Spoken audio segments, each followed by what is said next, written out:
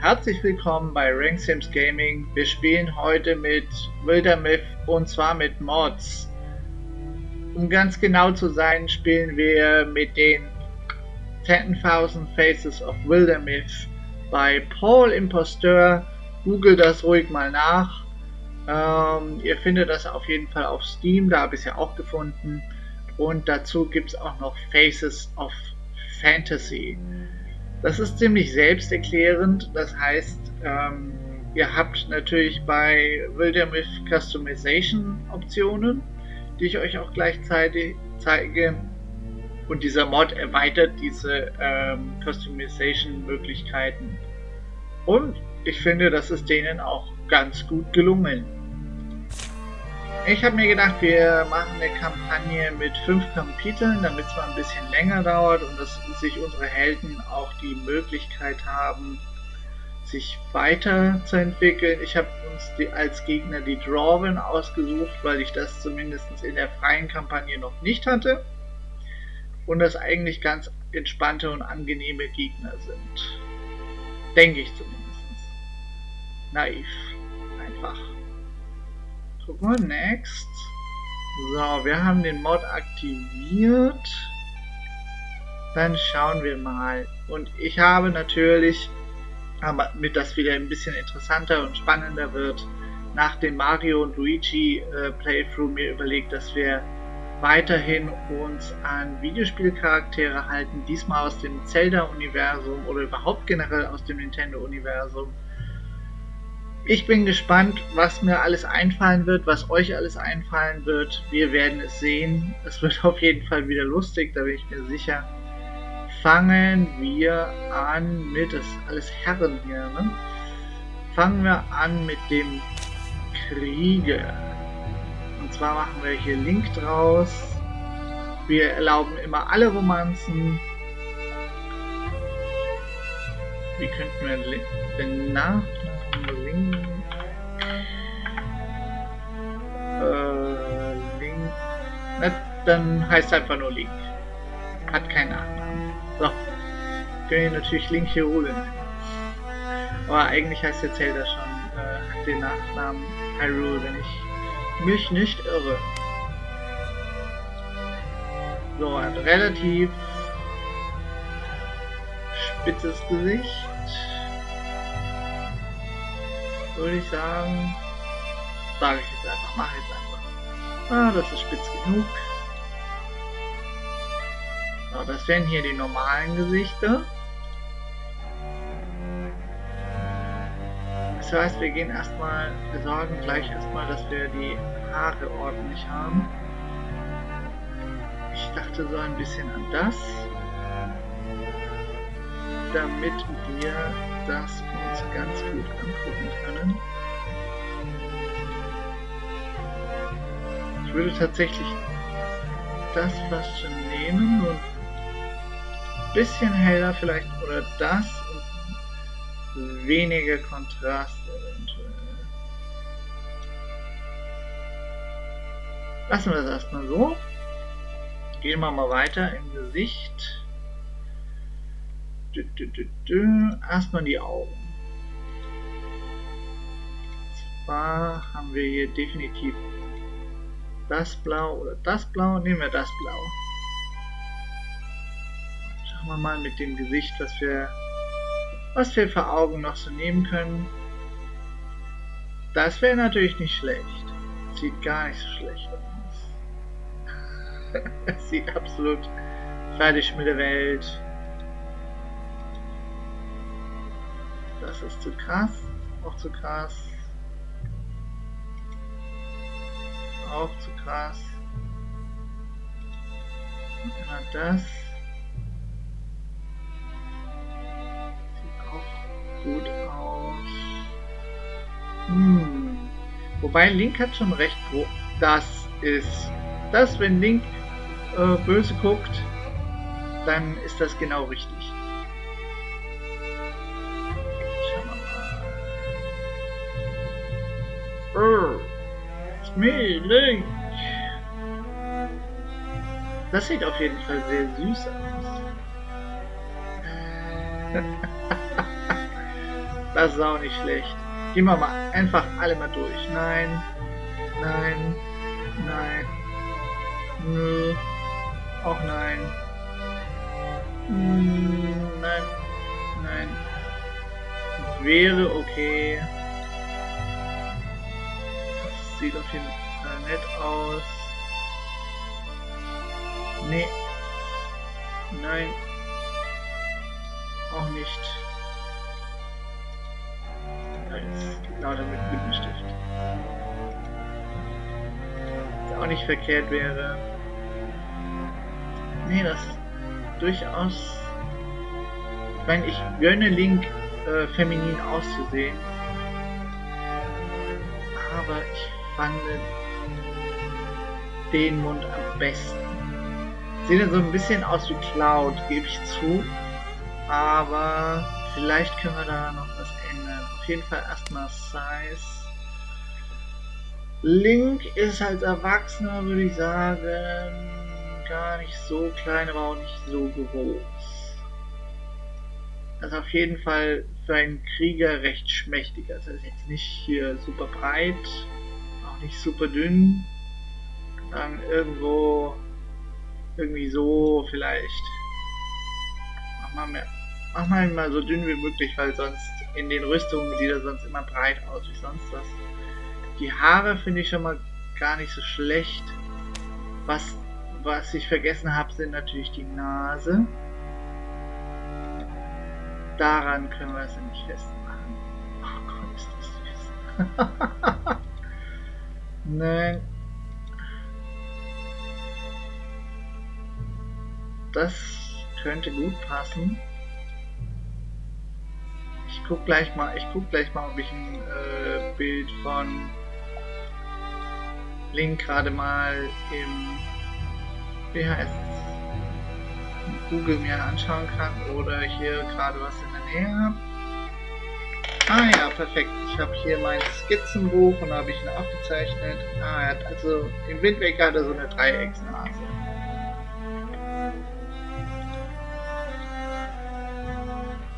Ungefähr sowas, ja. Oder so.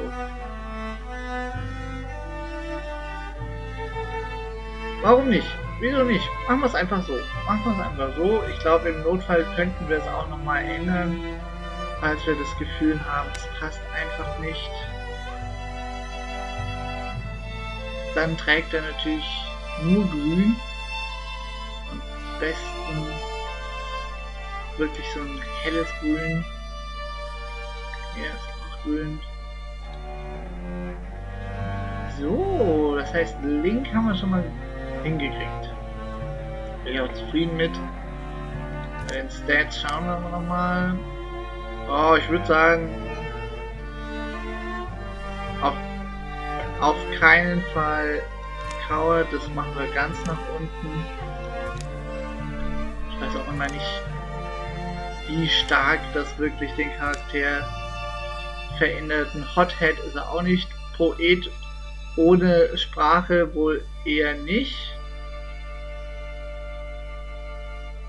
Snark auf jeden Fall nicht. Romantisch, dafür ist er ein bisschen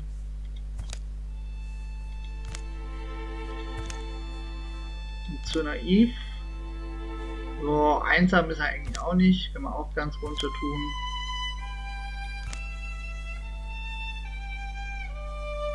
Romantisch ist, wie gesagt, dafür ist er zu naiv.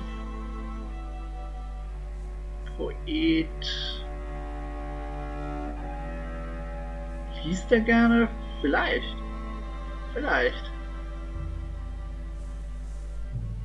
Ich tue mir ein bisschen schwer mit Anführer, weil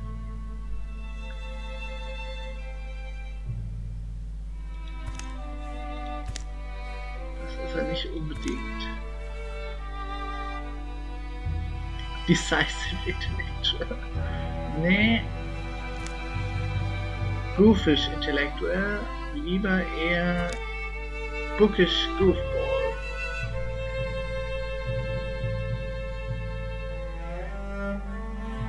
Daher das, oder wir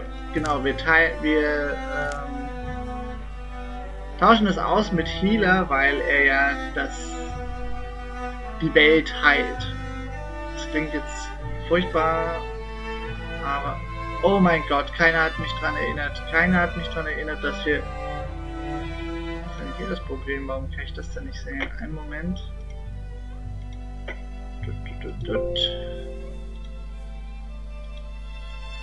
Da. Dann kann ich das jetzt wohl irgendwelchen Gründen nicht sehen. Aber ist jetzt auch nicht so schlimm. Die wichtigsten Sachen sehe ich hier. Dann passt alles. Ging jetzt gerade wieder um unser Lieblingsprogramm OBS. Was kostet das? So. Was wir natürlich komplett vergessen haben und wofür wir die Mods jetzt haben, übrigens hier überall wo Slot dort steht und Facial Hair und alles, das sind die Mods. Das konnte man vorher nicht einstellen und ich finde es eigentlich absolut klasse. Ancestry, das ist sowas wie Hörner und so, braucht Link jetzt in dem Fall nicht. Link braucht auch keinen Bart. Was Link aber braucht, sind Ohren. Ja. Und zwar als Hyruleaner wollen wir es. Die Frage ist, ob wir es ganz so krass machen wollen, aber eigentlich schon. Eigentlich schon. Ne, es passt nicht. Das finde ich durchaus besser, ja. Ja, perfekt. Damit wäre zumindest schon mal Link fertig.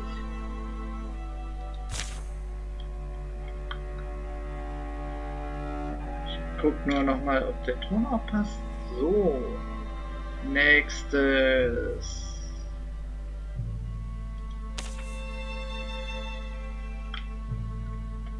Mystikerin. Erstmal Feminine. Female.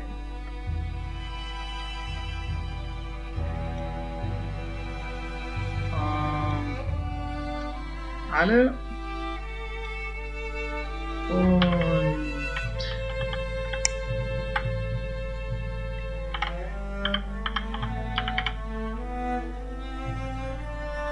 wunderbar. Dann kann es ja losgehen. Zelda hat meines Erachtens ein absolut rundes Gesicht. Zumindest sehe ich das so. Bräuchten wir irgendwas mit Zopf.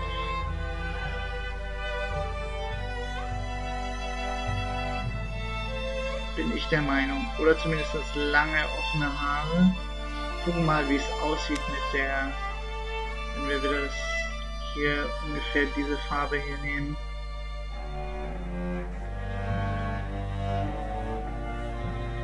Dann den Bartschatten vielleicht rausnehmen.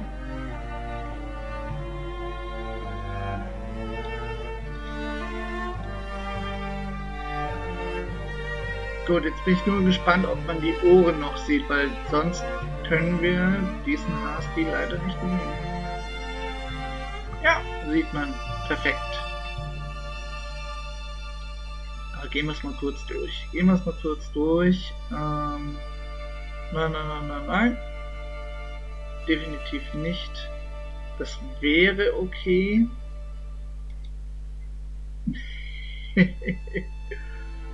Aber wirklich nicht. Schauen wir mal. Ich meine, das sähe schon alles ziemlich cool aus. Ich lasse es jetzt mal als Anfang und wir gucken mal, wie es mit dem Gesicht und so weiter dann funktioniert. Zelda kriegt von mir jetzt auch blaue Augen. Eigentlich finde ich so schon perfekt. Aber wir gucken mal, ob wir nicht noch was Zierlicheres finden. Für den Mund finde ich das okay. Ach, ist das krass.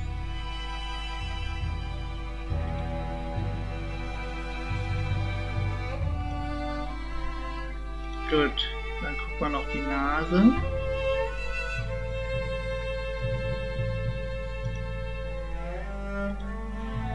Kleine eine feine Nase.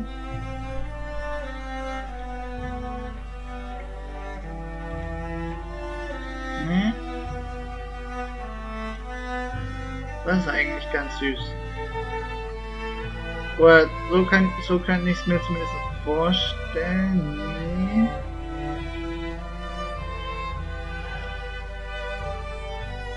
Wäre auch. Nee, das wäre. Wenn man die Höhe von der Nase verschieben könnte, wäre das in Ordnung. Aber so ist es nicht. Gut, dann nehmen wir das. Die Farben nehmen wir rosa. Oder relativ.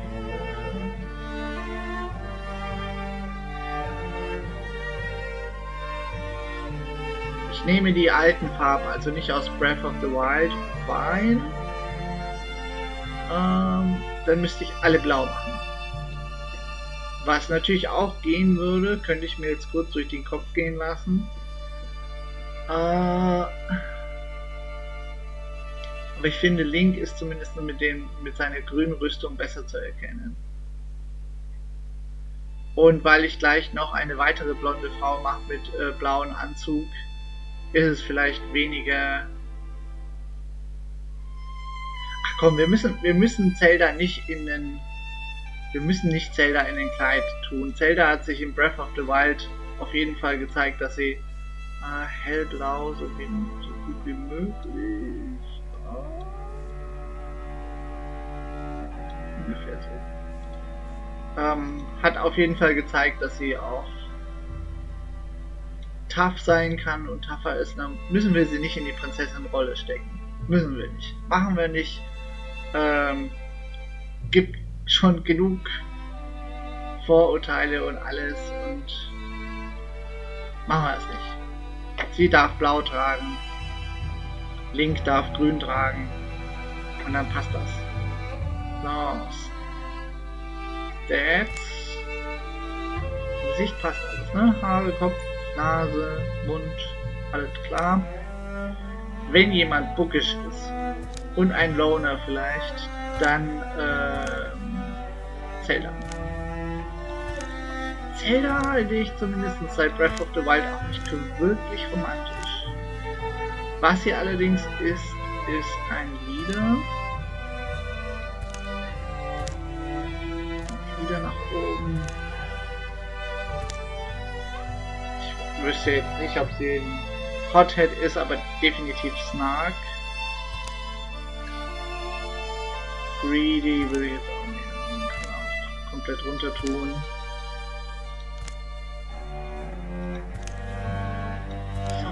Sie ist auch nicht feige, würde ich nicht sagen. Loner schon eher als Prinzessin. Hothead teilweise auch meines Erachtens.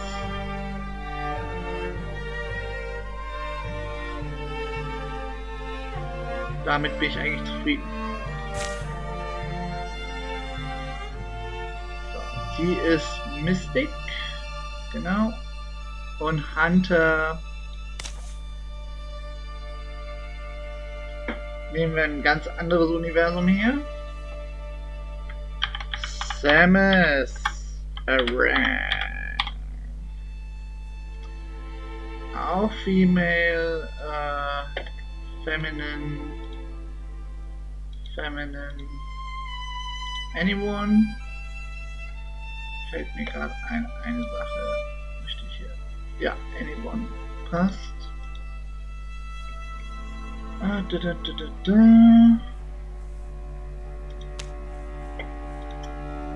Gesicht von Samus. Gute Frage. Würde ich jetzt einfach mal das nehmen.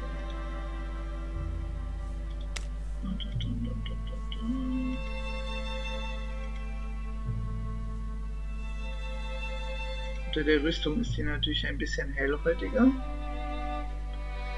Zumindest wird sie immer so dargestellt. Haare auch blond.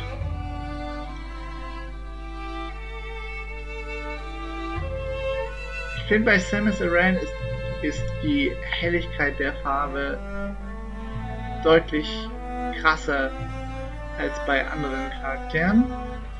Hier haben wir mal die Freude, dass wir mal richtig schön orange hernehmen können, endlich.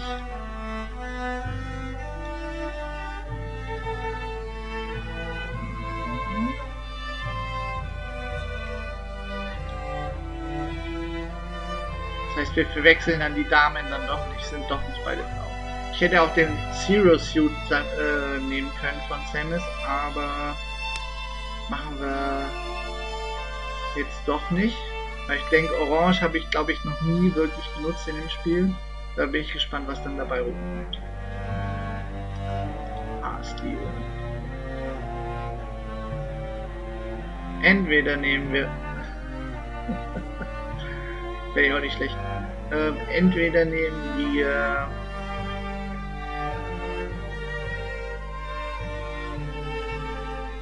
irgendwas mit Zopf. Warum sehe ich gerade nicht Zopf?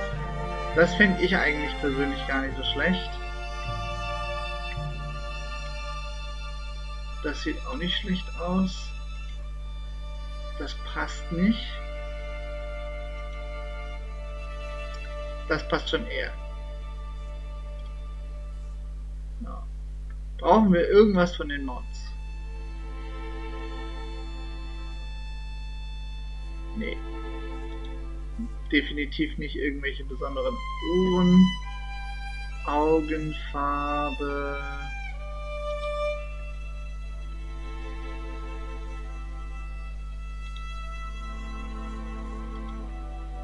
Würde ich jetzt tatsächlich auch mal blau machen. 100%ig sicher bin ich mir jetzt nicht. Aber das können wir auch später noch ändern, so ist es nicht.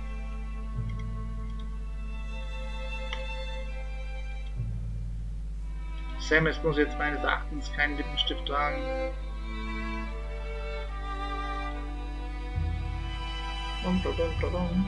Wir finden bestimmt einen netten.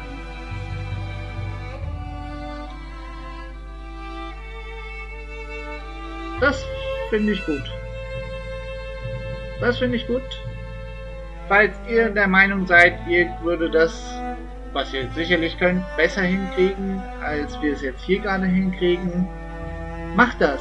Zeigt es mir. Zeigt es mir auf Twitter. Schickt ein Bild über Twitter. Taggt meinen Namen Ranksims Gaming. Und da bin ich dann gespannt, ob euers viel besser aussieht. Bestimmt. Und bin gespannt, wie ihr das dann gelöst habt.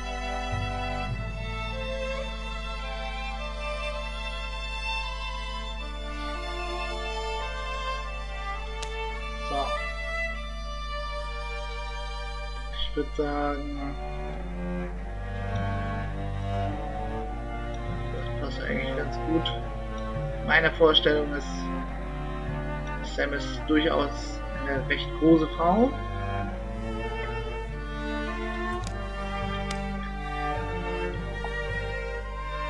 Und ich stelle mir vor, dass Samus Aran auf jeden Fall romantisch ist. Hothead eher früher, wenn man sich Other M anschaut, dann ja.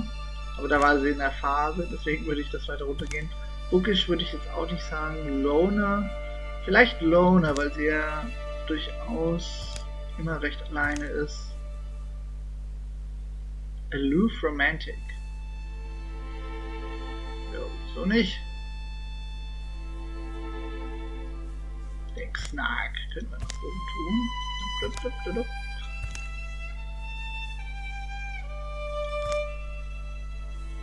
Perfekt. Perfekt.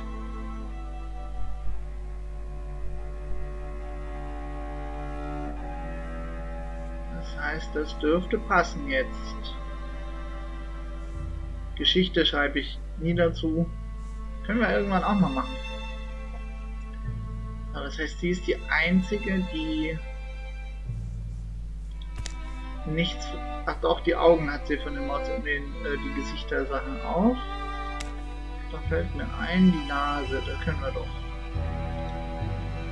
Nase können wir definitiv was anderes hernehmen. Dann, oh! Nicht schlecht. Nicht verkehrt.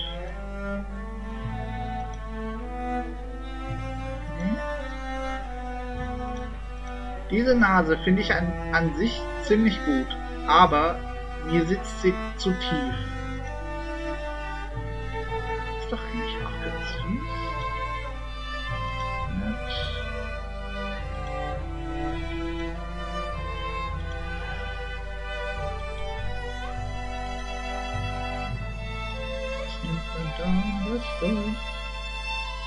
Ich würde sagen das.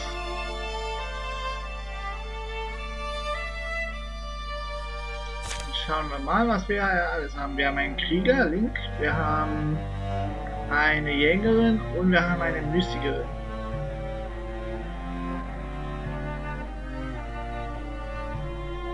Zumindest können wir damit schon mal starten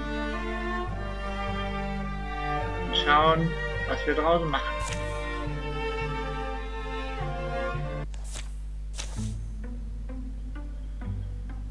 They marched over the hills on a dead, dull day. Robin. Das ist diese Echsenrasse. Affit? They're everywhere, Affit. I always... Ah. Okay, der ist wohl hin. Schade. Spurred by season, by hunger, or by some unknown star, they came to take all they wanted, make ruin of all they reviled. They blew like a terrible wind, full of blades and fire and fearsome noise. Like a storm, like a gale, it seemed they had no purpose but to ravage and raise. But that's not where the story ends. Samus? A few weeks after word of the incursion spreads, there's those abroad who refuse to be shorn down.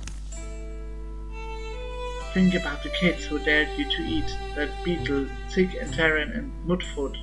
What would they think, seeing you now? Samus, you around here? Come up quietly. Let's a draft.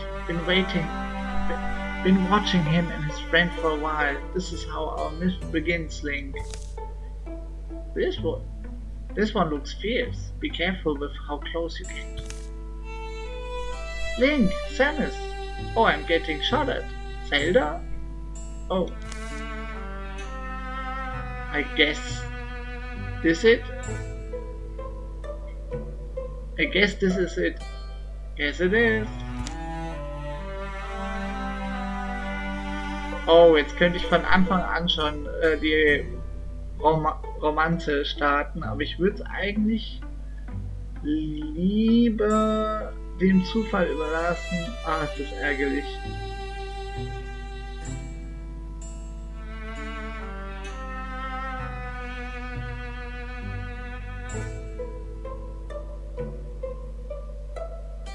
Okay.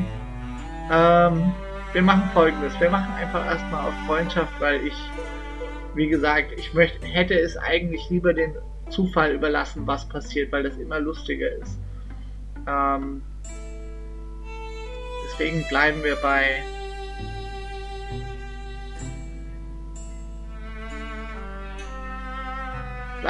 Friendship erstmal. Ich weiß nicht, ob aus Rivalry auch noch eine Romanze werden kann. Ich weiß es auch nicht bei Freundschaften. Ja, gut. So, wie viele Leute haben wir jetzt? Gut, Zelda ist hier drüben. Wie viele Gegner haben wir? Okay. Okay. Ups.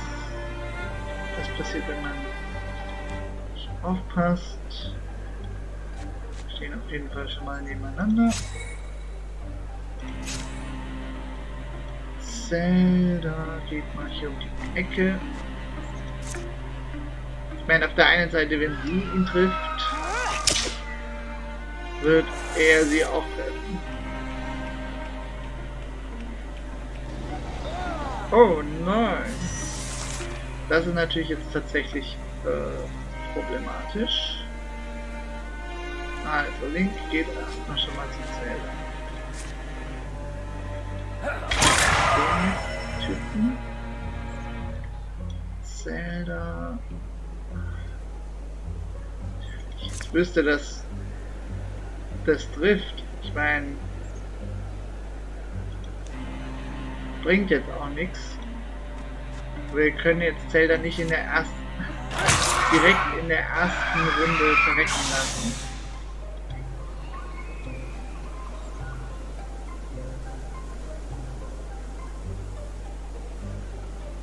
Ich stelle sie hier hin. Mit viel Pech stirbt sie gleich am Anfang. Nee, läuft gut, läuft. Haben wir nochmal Glück gehabt da. 10. Ich glaube, mehr als 10 habe ich auch noch nie gekriegt. Was nehmen wir als nächstes?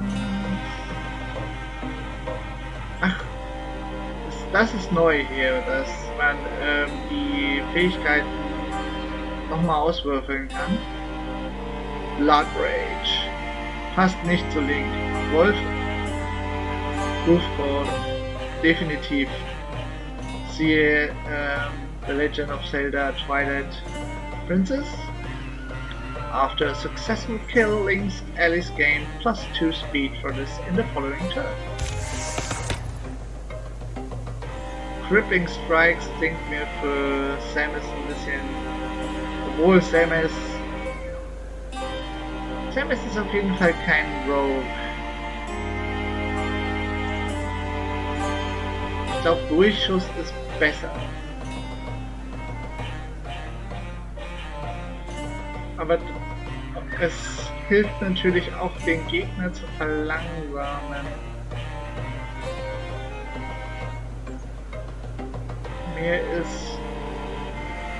Mir ist der Durchschuss erstmal lieber, weil man dann mehrere Gegner erledigen kann. Und die gute Zelda ist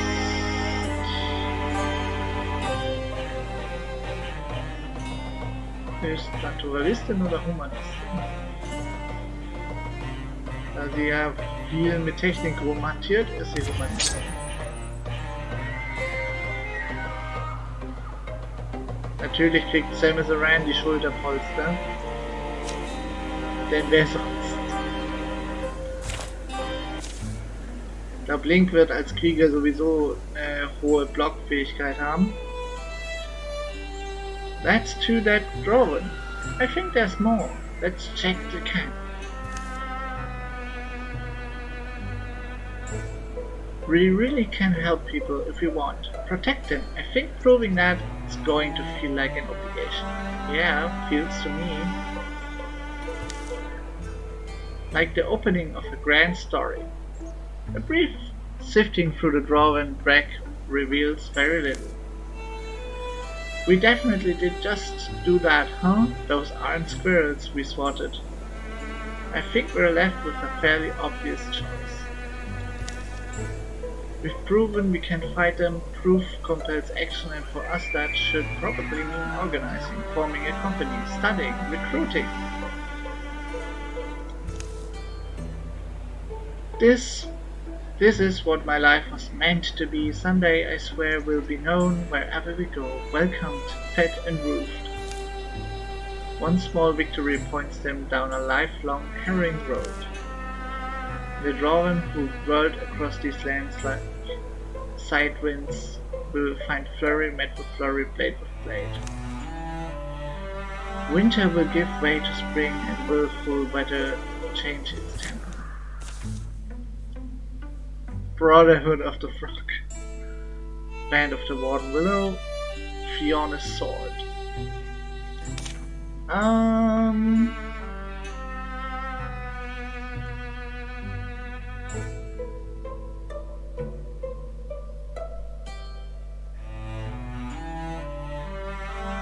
Damit es nicht ganz so sicher, ganz so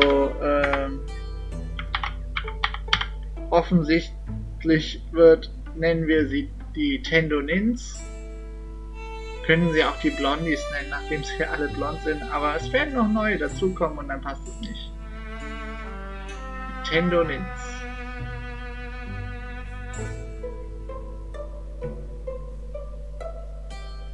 gerade, weil wir wahrscheinlich auch von anderen Videospieluniversen was nehmen, aber wir bleiben erstmal dabei. These are the stories of Tendo Nins, be remembered. So. Wir kriegen direkt einen neuen Rekruten. Ich hatte also gehofft, dass wir... Oh, nice! Wir können Tod Fungus haben. Perfekt. Was war Myth Weaver nochmal? Ja, Myth Weaver ist mir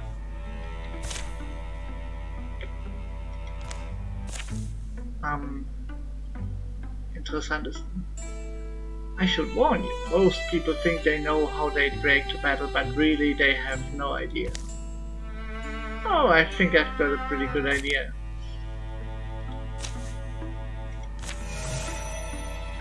Krass, wir müssen jetzt sowieso ein bisschen erstmal warten, nachdem Zelda durchaus verletzt war. So, wo gehen wir denn lang? Lasst uns doch erstmal in den Wald gehen.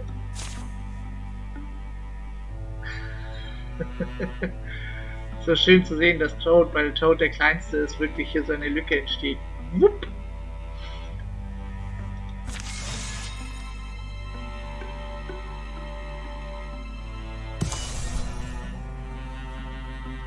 Sehr schön.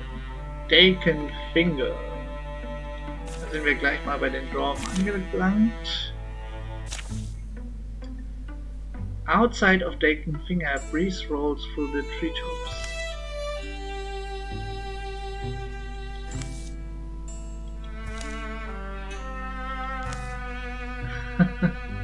Der Rauch folgt Toad. Why is it that wherever I stand, smoke follows?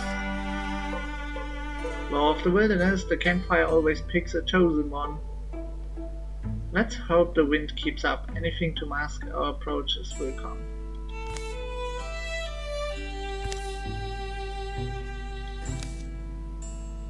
Uh-oh.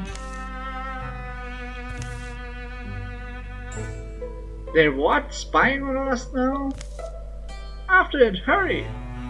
Steady there, we don't have our gear ready or a plan, or we'll lose the dwarf if we don't move now, and then it gets to blab to its friends about us.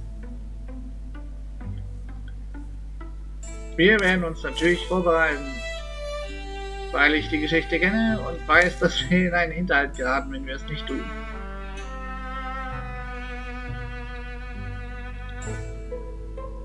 Footfalls and snapping brush fade away. Now they're going to know we're coming at best. And if that knowledge doesn't send them scattering in terror, it's their own fault whatever happens to them once we arrive. As they approach Taken Finger, they feel the pinpricks of reptilian eyes watching. Aber wir kriegen einen Bonus. Alle Türen sind zwar offen, aber das ist für mich sehr gut, finde ich. Also die geschlossenen Türen bringen mir nichts. Und dafür kriegt jeder einen mehr Rüstung bzw. Warding. Und es sind auch offensichtlich nur, in Anführungsstrichen, nur 3 Gegner. Was praktisch ist, weil wir Toad dabei haben, der ein Myth-Weaver ist. Wir überlegen uns, wen wir am ehesten. Die Bogenschützen sind immer das größte Problem, deswegen killen wir diese.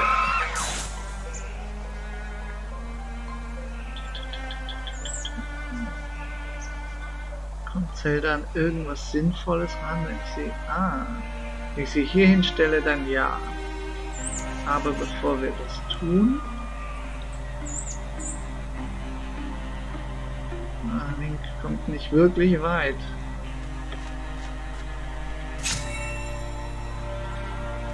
langsamer Kerl. So, jetzt Shackles.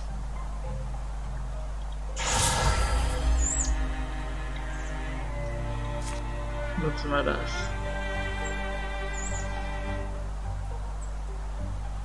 So, ich könnte tatsächlich versuchen, beide, was sehr interessant ist. Erstaunlich, es hat sehr gut funktioniert. Also, ich bin damit sehr zufrieden an sich.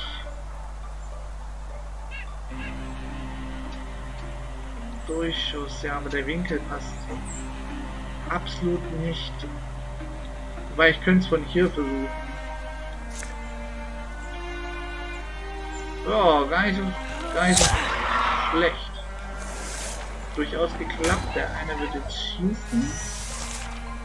Hat sich versteckt und sogar noch versteckt. Also er hat sich geheilt und versteckt. Nahkämpfer auf jeden Fall schon mal ausschalten.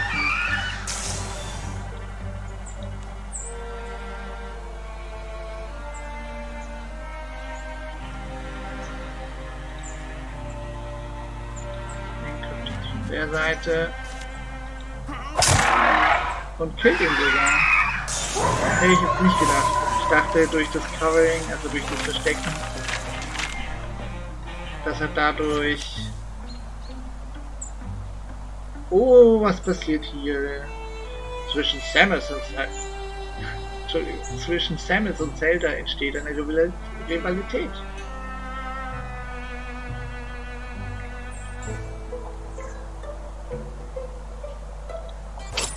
Wer hätte das gedacht? Link kriegt auf jeden Fall die Rüstung.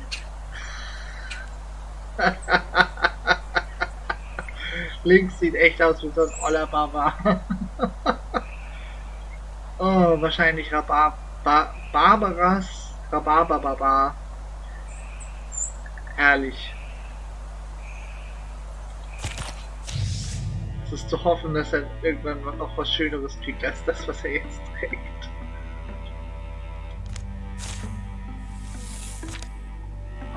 Okay. Dann würde ich sagen, 2 Leute scouten dort. Und zwar würde ich sagen, Link und Toad. Der Rest baut hier das Ding aus, damit wir hier vorankommen mit unseren Sachen.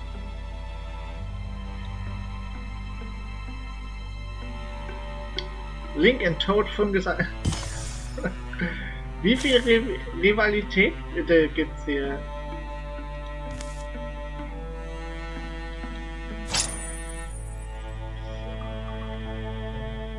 Potency auf jeden Fall für Zelda. Ui, sieht hübsch aus.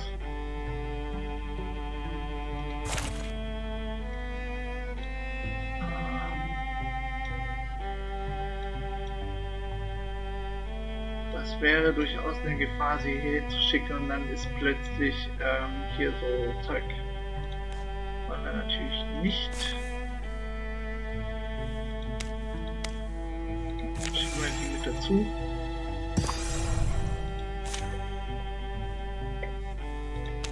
Dann, ups, und dann kann es losgehen mit dem nächsten Kampf gegen die Gorgonen. Suns fall and the silver foam flows from the trees where shadows pool. Samus, stop for a second. You able to see? I don't want to step in bear doings. Perfect atmosphere, isn't it? Ever heard the story of Mitchell the mountain ghost? The quiet forms a fence around him, impenetrable, the whirling air almost utterly opaque, silver and shadow by Douglas Austin. Now I'm worried, Toad? I think we need to stand here. Let's get to the trees, at least those are solid. They halt just inside the shelter of pines, the dark air clinging wet, the trunks stay pressed to dampen their palms. I don't like tree clinging generally. Then something vast moves beside them, slow, agingly slow. It passes, too enormous to be seen, impossibly silent. My heart sounds like Topfy. Dun-dun-dun. Nights fall and the fog wanders away, clinging to the felty outline of the gargantuan shadow.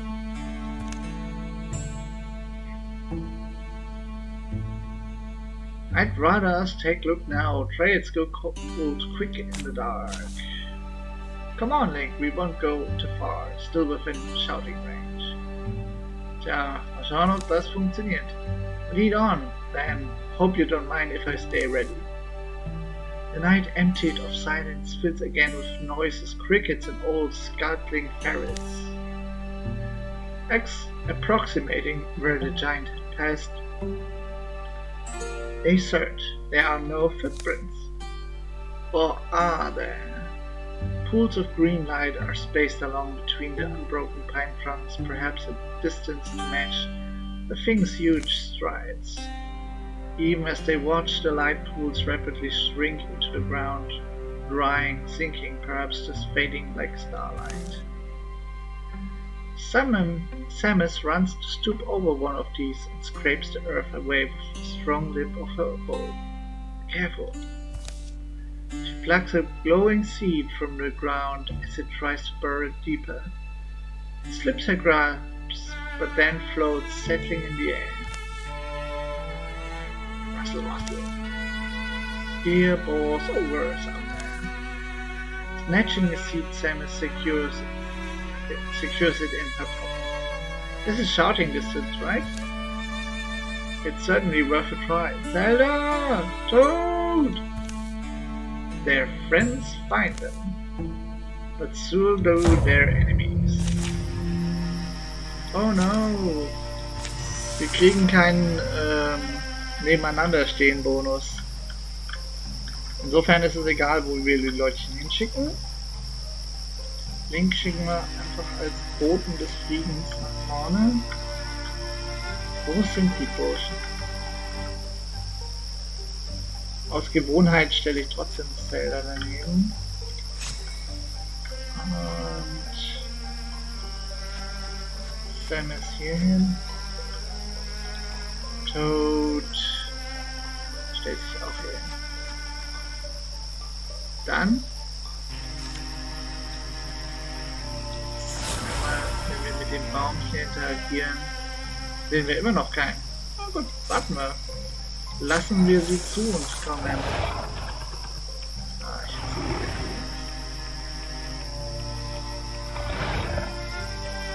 sehe. Die Raccoons sind die schlimmsten Fernkämpfer, die man sich vorstellen kann in diesem Spiel.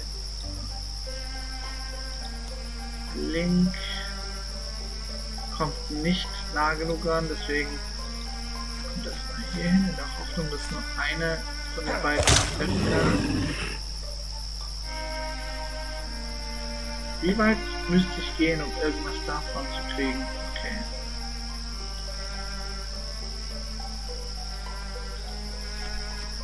Toad traut sich auch was.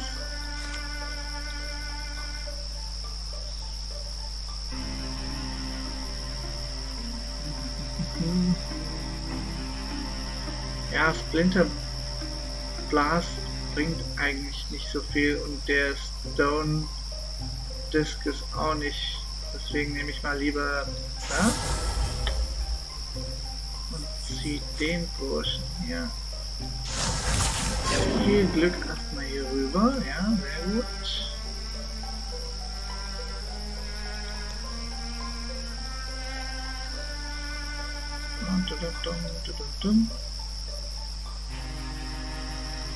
Und Samus kommt erstmal hier rüber. Schießt auf jeden Fall den da. Zelda.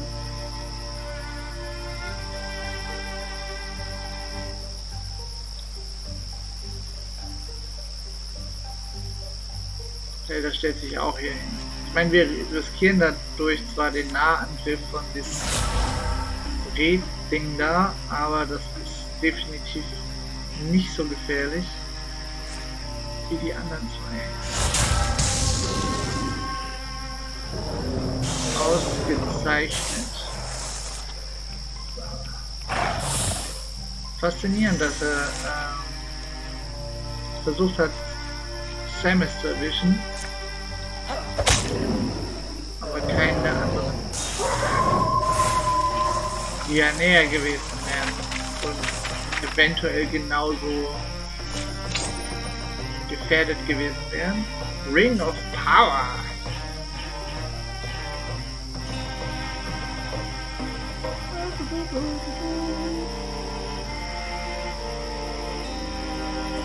Kriegt der Link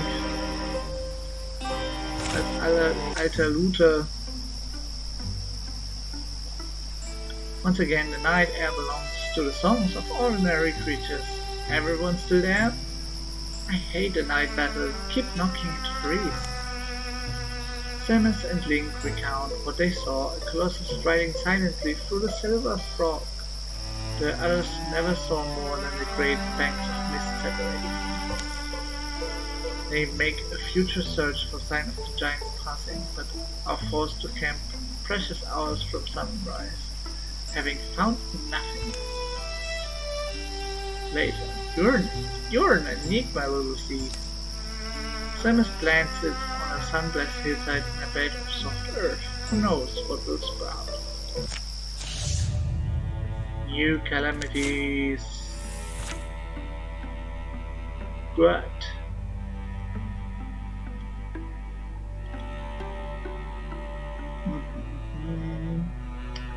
Wie viel Legacy Points haben wir? Ich guck mal kurz, ob wir schon Samus einen besseren Bogen geben könnten. Oder irgendjemanden was Besseres geben könnten. Ne? Ne, alles.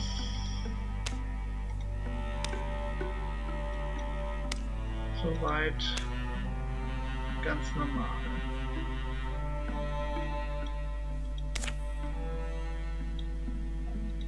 Das heißt, wir können hier alle ein bisschen dran rumbauen.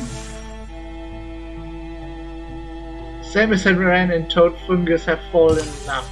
Genau, sowas absoluter Zufall.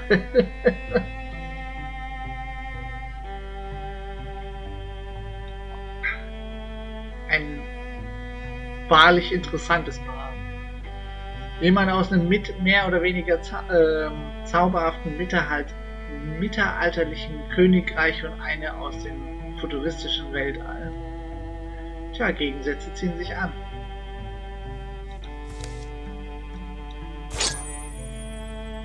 Knee-Pad of Cunning. Würde ich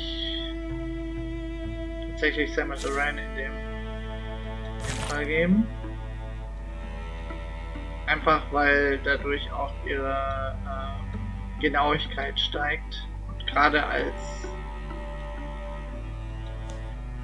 als Bogenschützin ist es besonders wichtig.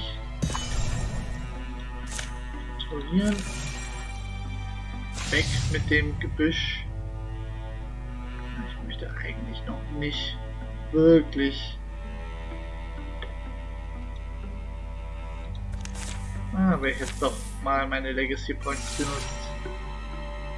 Für mich ist es heute auch ein bisschen was Neues, weil es ein Patch gibt, nicht Patch, aber ein Upgrade zu dem Spiel gibt. Ein Update, das gleichzeitig ein Upgrade ist. Und deswegen sind so ein paar Dinge neu. One false step. Here's a thought, maybe Wooden Heart Smithy isn't as dangerous as we believed. Whee! Where'd Samus? Down here. Selma's step has broken the hidden covering of her hunting pit, and she's fallen scuffling and scraping into the dark rocky hole. Well, what happened? How far down are you? Oh, far enough. This is needlessly humiliating. Dark, stinking, useless hole. How could I have been the one to fall? We're close to a dwarven sighting. If this is a trap, we have to hurry and get her out. Give me a second, I'll jump down and help her. Let's be methodical, safe, tie together a rope or something. Or maybe we leave her down there to act as a bait. The Neiman sailors approach. Hold still a moment, Samus. They enter the near woods and strip some long vines and boughs. They're able to knot them together. They lower the makeshift rope to Samus, and she's able to climb back up. Come on then, let's forget this ever happened.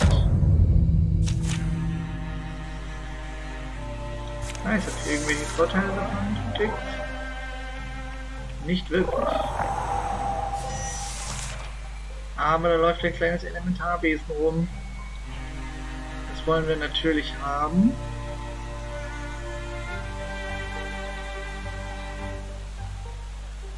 Wie wär's, wenn Link die Tür öffnet? Oh Mann, wie weit ist das Elementarwesen bitte gelaufen?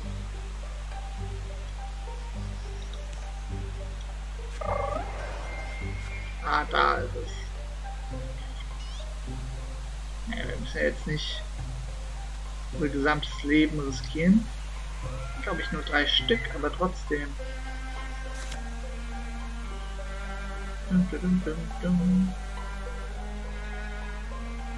Nehmen wir die Knochenlanze oder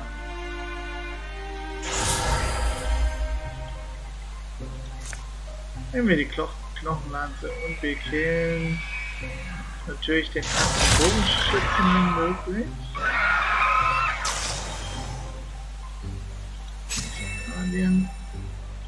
Käme sie denn überhaupt in die Nähe von dem Ding?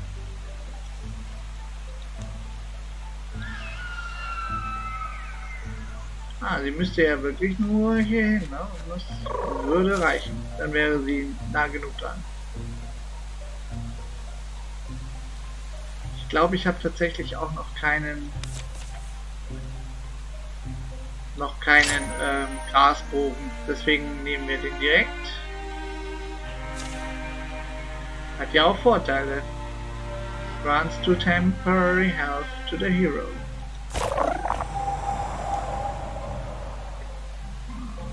Jetzt habe ich die Möglichkeit, entweder...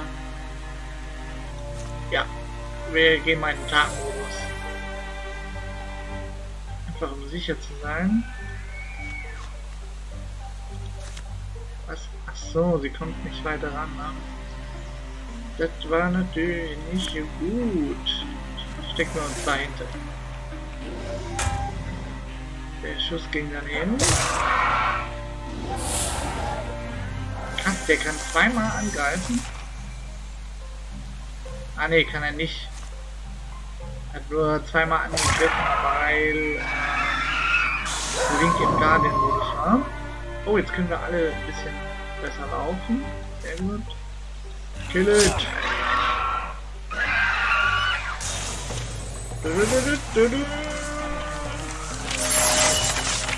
Und wieder einmal hat Team Tendo Nins gewonnen. Natürlich wollen wir den Wolf Call verbessern.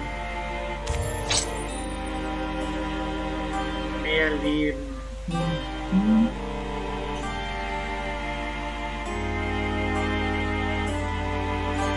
Ich bin mir sicher, Zelda könnte mehr Leben brauchen.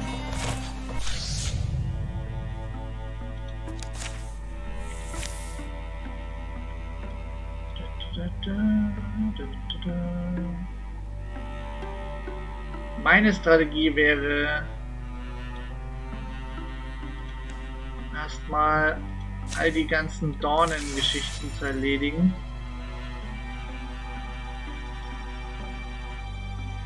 Weil, wie ihr wisst, sich da oben dieser Zähler aufbaut und ich habe keine Lust, immer gegen diese Armeen kämpfen zu müssen. Schön patrouillieren. Das ist ja auch nicht verkehrt, schon mal das ganze Land offengelegt zu haben. Dann gehen wir hier hin. Ja, ich habe Scout gesagt.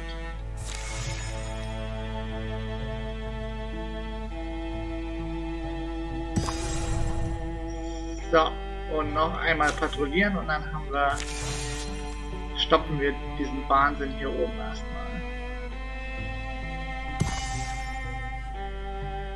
Sehr gut. Dann gehen hier 2 Leutchen hin.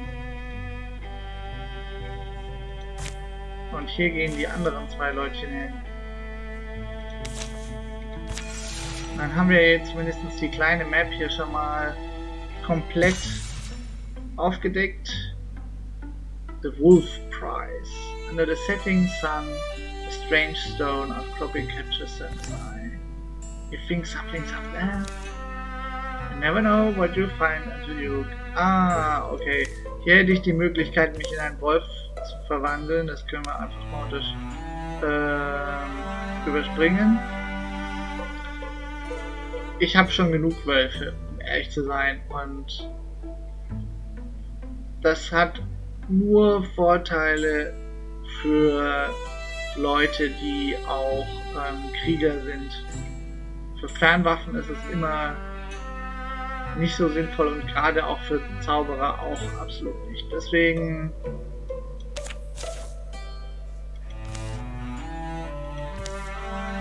lassen wir das sein.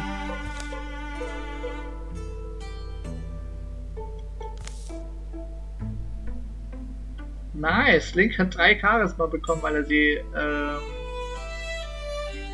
überredet hat, das nicht zu tun.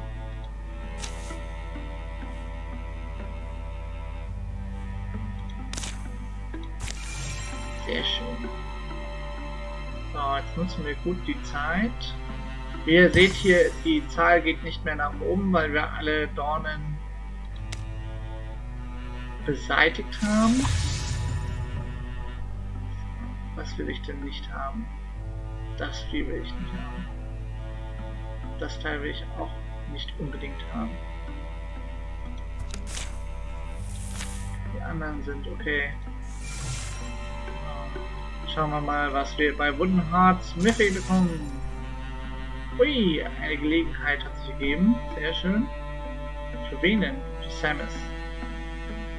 Dann schicken wir sie doch direkt schon mal los.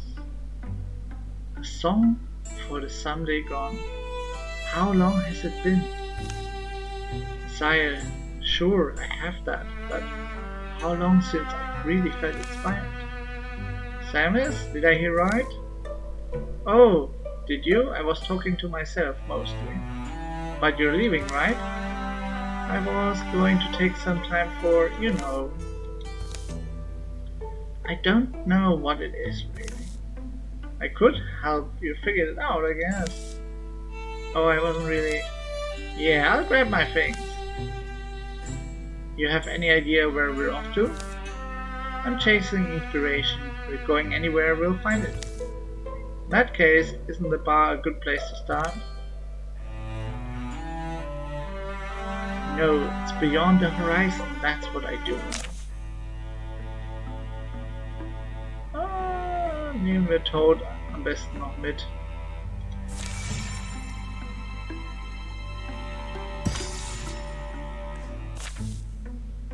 So, what do you think of Shavik Tannery? Is that what this called this place? What this place is called? They say the brave who come here shall learn of themselves, deepest truth. Well, one thing I've learned is to mistrust your vacation ideas. So, ein magischer Baum. So, found any deepest truth yet? The day dies and the sun falls away, and in the light they build a fire. I don't know what I expected to find. I think I'm mostly looking for a feeling. Is that really something you can search for? Remember when we were new at this, everything was new, each path we took and every labor we put ourselves to. I'm bored. There's a fire here, we could make something exciting happen. Tell me of sorrow, this rose that you kept by the bed in which last your poor Isabel slept. That song.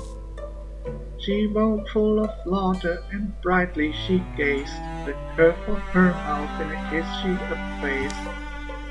She sang over the hills peaks at a shy but sure dawn, and sure as the sunrise as someday be gone. But recall me in love and our joy may live on, and you do, and you do, and you do. The old love song is one of this. Is one she sung 100 times by a fire, 100 times with a friend. Still, tonight it feels new. How strange. I always did love that song.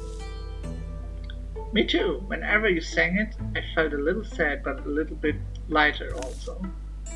A noise rises in the dark, not an echo of them, but the resonant call of something else.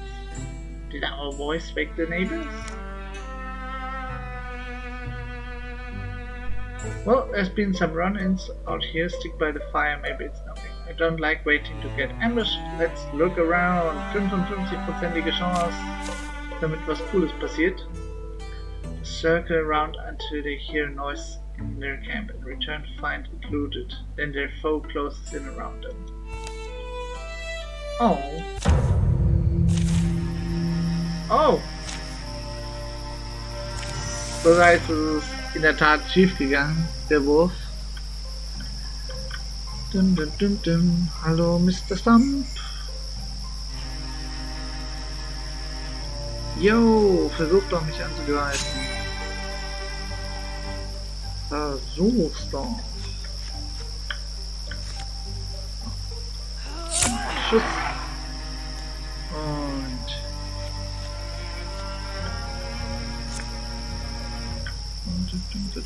Wild Grasp.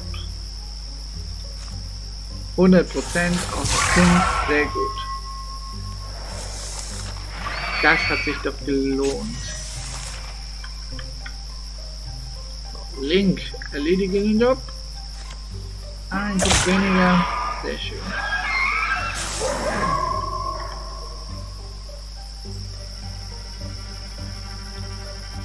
So, wie weit können wir gehen? Okay, wir können bis hierhin gehen. So was? Wir machen das anders. Ich gehe erstmal nochmal in den Tarnmodus. Und da der gute Toad eine richtig hohe Reichweite hat mit seinen Zaubern, probieren wir es doch einmal damit verliert er nämlich gleichzeitig eventuell seinen Schutz.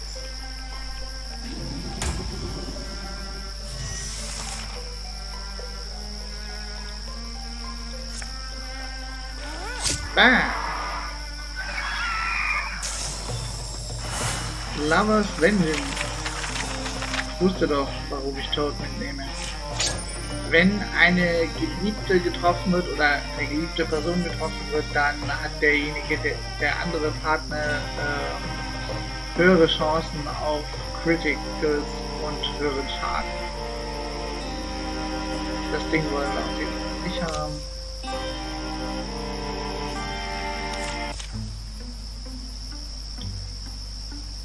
Same here, nothing moving to my eyes, it's all clear.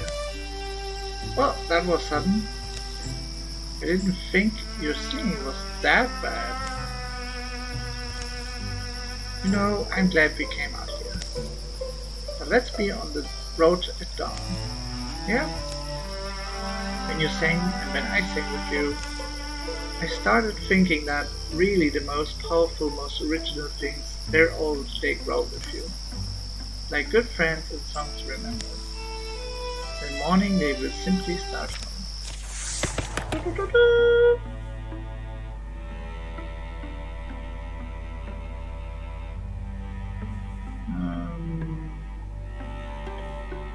Ich würde sagen, Reaktionsschuss ist immer besser als alles andere. Mal Herz haben wir auf jeden Fall 3. Speed. Wer möchte Speed haben?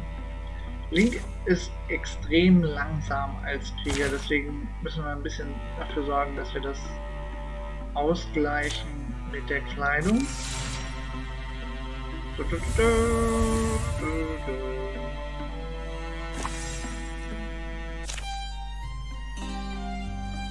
The Maker. This looks like a good place to camp for the night. Are you okay, Sam? Oh yeah, sure, sorry, was lost in fog. Looked like some dark ones. Well, I guess I just never expected that this would be my life. Did I ever tell you that I used to work as a carpenter? You'd be amazed at the shapes you can convince wood to hold if you know where to support it. It felt good crafting things, and now I use these hands to destroy.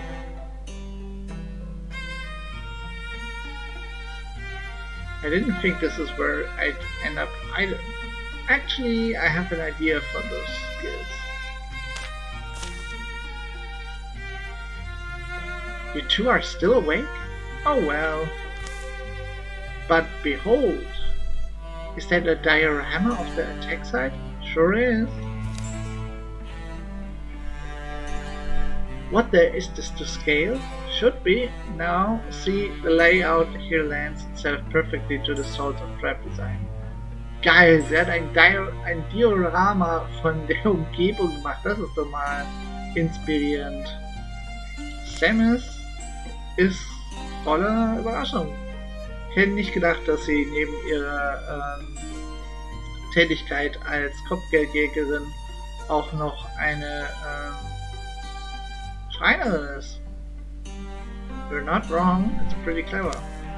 Too bad we don't have time to rig it up. Later still. Much later. Are you serious? Let's just hope it was worth the sleep deprivation.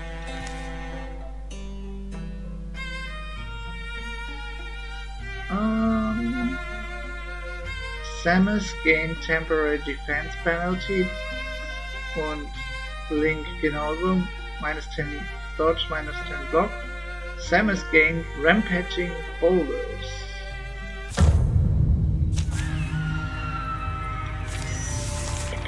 Mal gucken.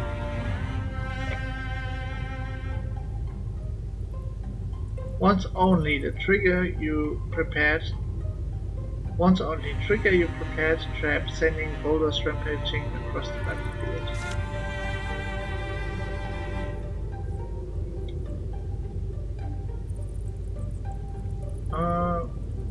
Wie funktioniert das dann?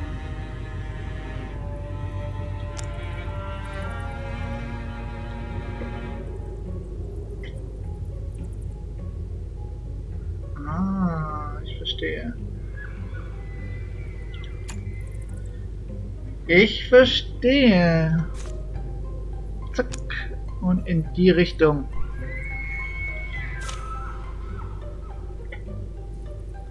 I just pulled this rope and boom.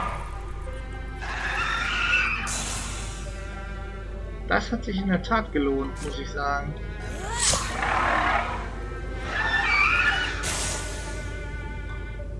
Aber jetzt hat sie die Fähigkeit natürlich nicht mehr. Sie hat das, glaube ich, auch nur für diese Geschichte jetzt. Es wäre zwar legendär, wenn sie es sonst auch immer hätte, aber so einfach wird es nicht sein. So. Guardian läuft dahinter. Splinter Stone. Das hat sich immerhin insofern gelohnt, um zu sehen, was da hinten abgeht.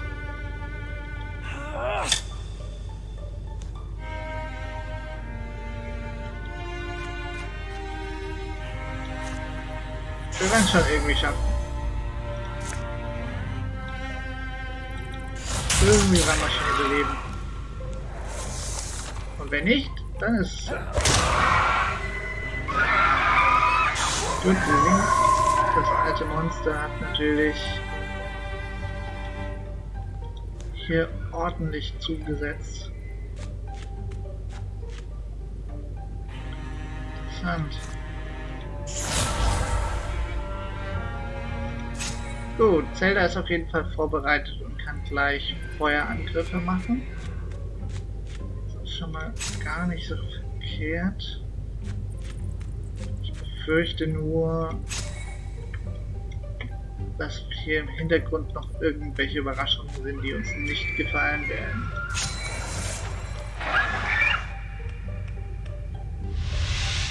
Warum haut der ab?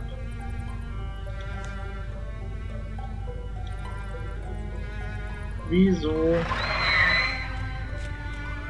versucht er abzuhauen?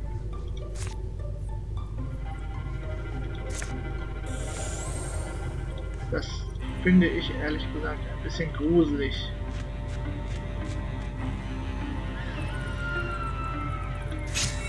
Ja, schön. Guardian einsetzen. Oh, Zelda. Jetzt kannst du erstmal dich hiervon lösen. Und ne, das hat sich jetzt nicht wirklich gelohnt. Doch, mit dem Stein. Kombinieren. Tod kommt dazu und wartet.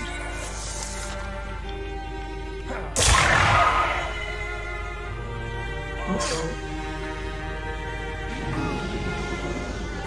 Okay, das war nicht unbedingt ungefährlich, aber auch keine Hose gefunden. Ein Zelda braucht echt lange, bis die mal aufsteigt und Tod genauso. Aber was dagegen tun?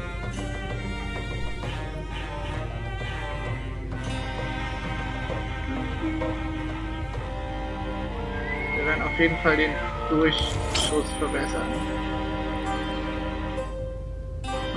Und da freuen wir uns natürlich auch drüber, dass sie jetzt bessere Kleidung hat. So, Block oder Dodge ist für die Magier natürlich sehr relevant. Ich gebe es jetzt erstmal den guten Toad hier. Good on your side, Zelda. All clear, but there's a building over there that I think we should check out. Nice roof. Nice. Geiles Schild.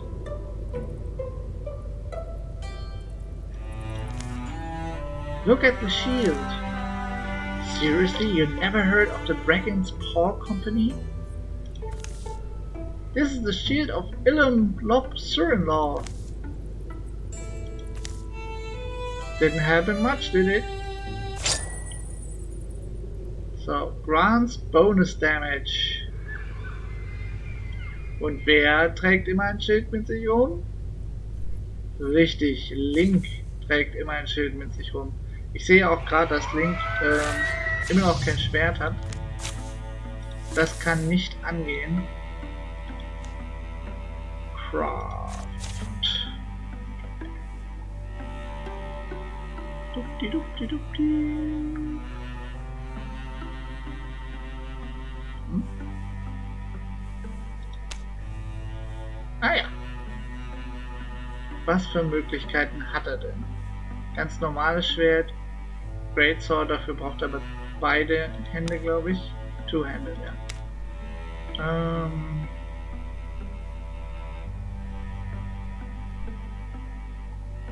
Nehmen wir einfach mal das. Dann hat er wenigstens schon mal ein Anfangsschwert. Und mit viel Glück kommen wir an einem Elementar vorbei und können das verbessern.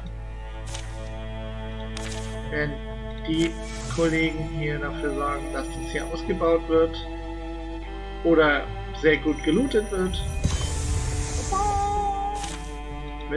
Wenn Link jetzt ein Schwert kriegt.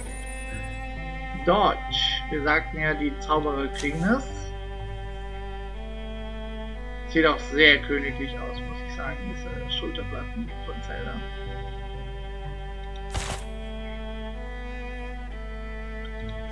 Der Rest patrouilliert hier schon mal. Auf geht's, Kinders. Keine Zeit verlieren.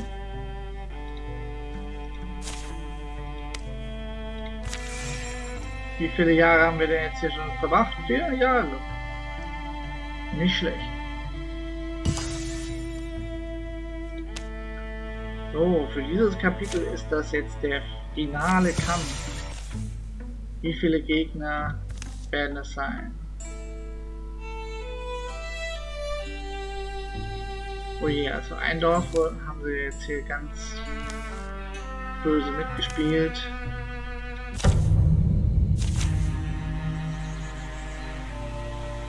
So, ich glaube hier steht Destroy your foes to advance.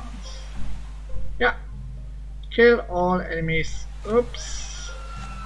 Könnte ich den zurücknehmen? Ja, jetzt muss ich nochmal zurück machen, weil ich eigentlich nur gucken wollte, was hier Sache ist. Los, Link. Öffne die Tür, bitte. Dann gehst du bitte hier hin und verteidigst dich.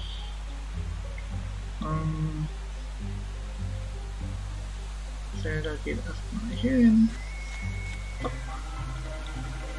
Und Samus und Toad gehen hier hin. Eigentlich könnte sie auch gleich direkt das machen. Tarnmodus gehen.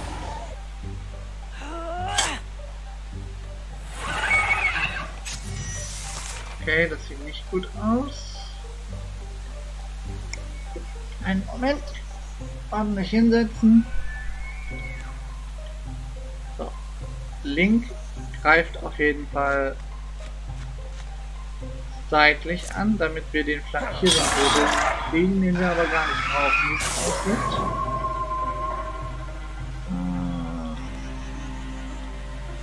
Zelda geht hier hin, Samus geht hier hin und erledigt den Burschen, höchstwahrscheinlich.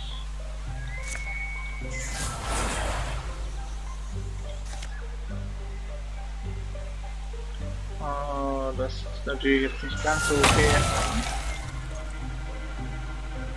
Vielleicht hilft's ja doch.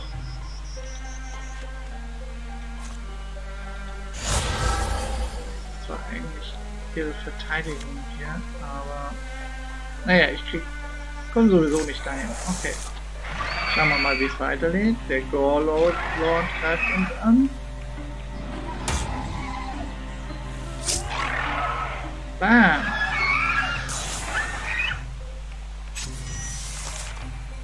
Wieder ein Bogenschütze.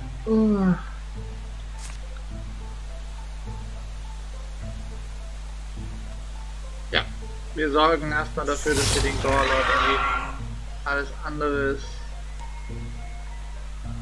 erstmal irrelevant.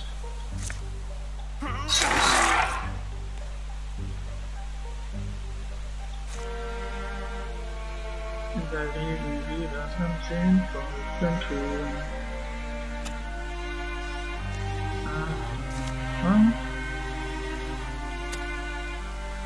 Was kriegen wir hier eigentlich? Splinterblast. Interessant. Geh mal hier um die Ecke.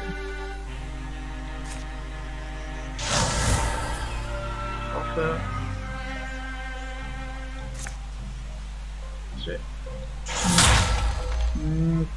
Verflixt.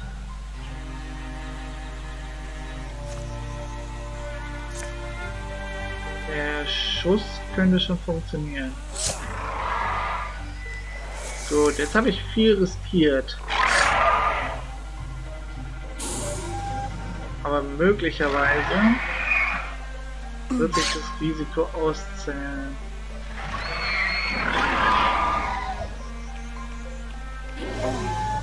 Oh Gott! Oh no! Toad! Samus feels as if her limbs are made of lead. She tries to call out a warning, but she's too late. Toad doubles over.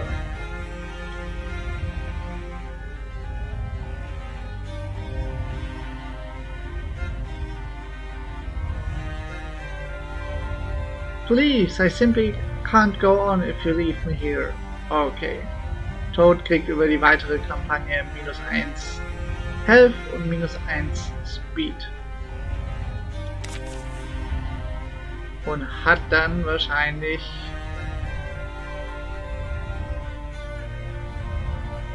Samus' voice is all they need to hear. Toad must live to share the pleasant and proud and even difficult moments still ahead. Nothing's worth losing to those, all the shines and gleaming of a long life of the woman they love. And if their place were reversed, they'd expect Samus to do the same.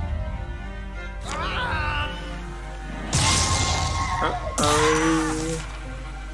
Das sieht mir alles gar nicht so gut aus.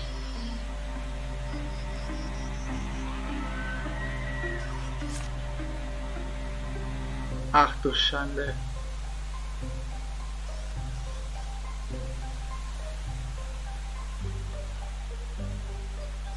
Ach du Schande, das heißt noch nicht mal das würde reichen,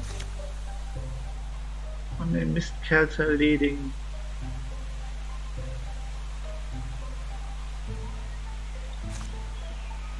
Also Samus versteckt sich jetzt erstmal.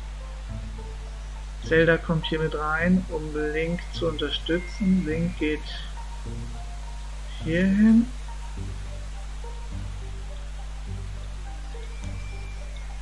Zelda geht hier hin. Vertreibe schon mal den Vogel, genau.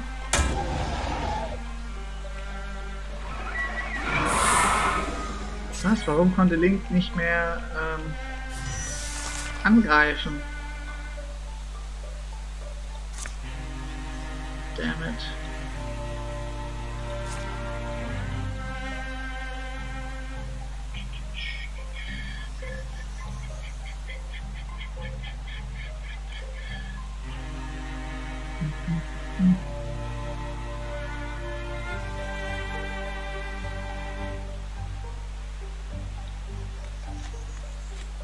Versuchen von beiden Seiten. Das ist sehr gut. Bam!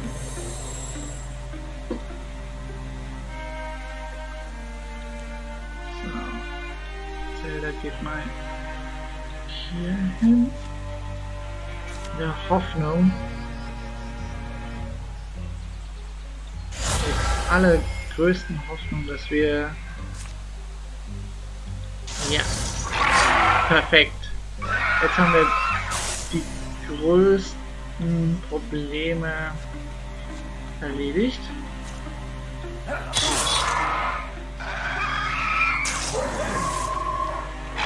Was nicht bedeutet, dass wir aus der Gefahr raus sind.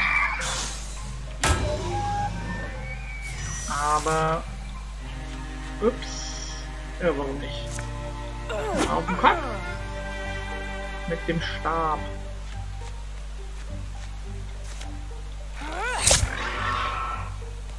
Aber unsere Chancen haben sich definitiv verbessert.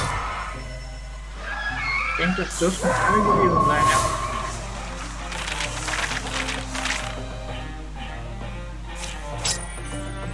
Necklace of Divinity.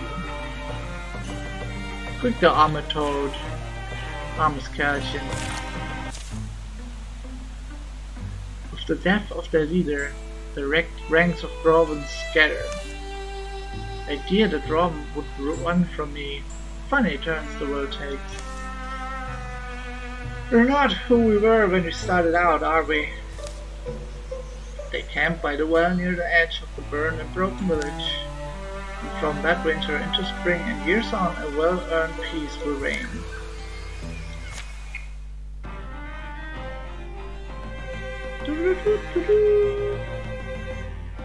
Save tiles. Towns 1. Ja, die hatten gesagt, dass hier diese 11 Jahre nicht mehr auf die, auf die Leistung basieren, also wie gut man da durchgekommen ist, was ich ein bisschen schade finde. Aber so ist es.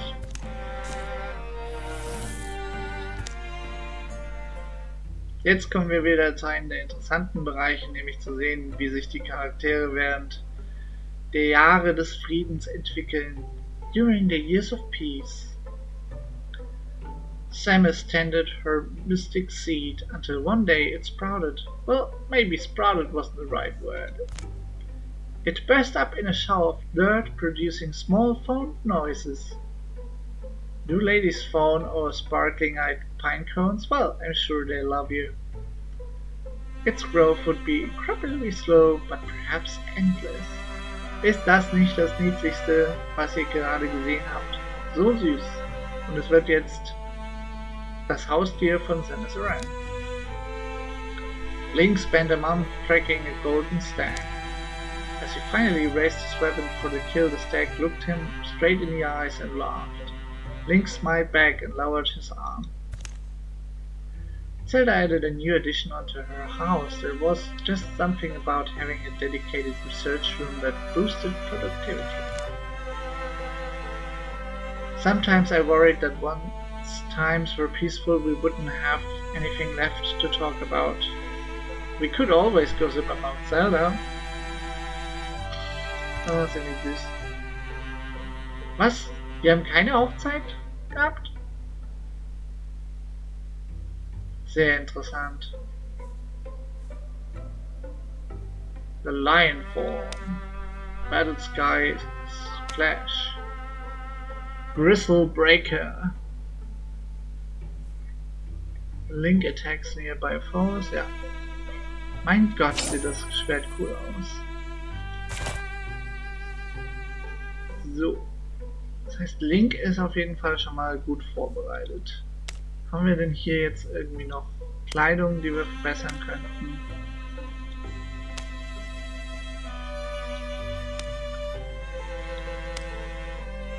Bei Toad würde ich sagen. Toad hat sich das verdient. So, Zelda. Zelda kriegt jetzt zumindest mal einen besseren Stab. Das kann nicht sein, dass die immer noch mit diesen traurigen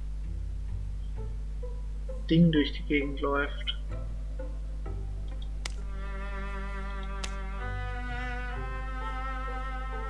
Nehmen wir mal den normalen Stab, dann verlieren wir nur ein Legacy Point.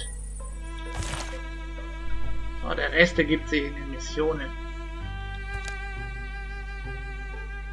Still hope for an early start. Don't feel pressured though.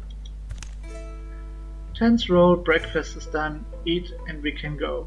Good, haven't had to swing my blade seriously in a fairly long while. That wasn't a threat, I'm talking about the drawback, eventually.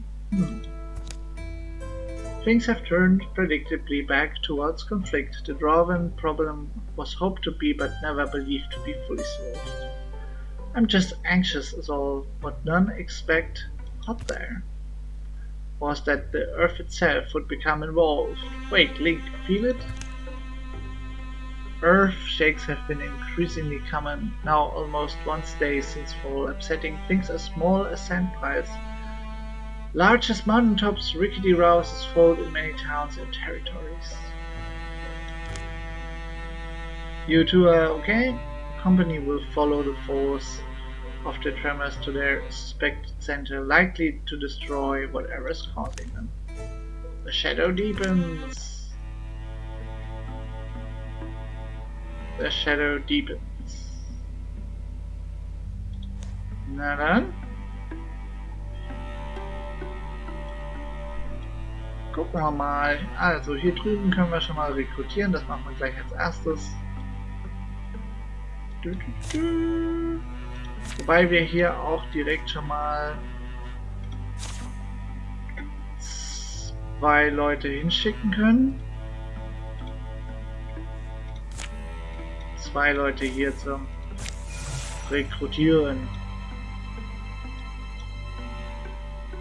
Schauen, vielleicht kriegen wir... Oh.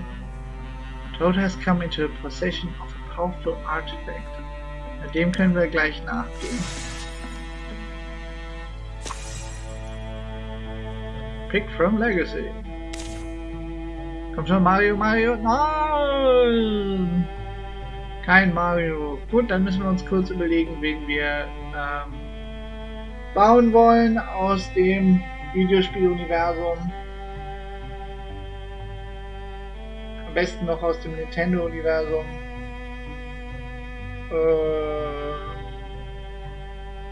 Was haben wir denn da alles so Feines? Natürlich Sonic überlegen. Ja, warum nicht? Was wäre Sonic? Sonic wäre Krieger.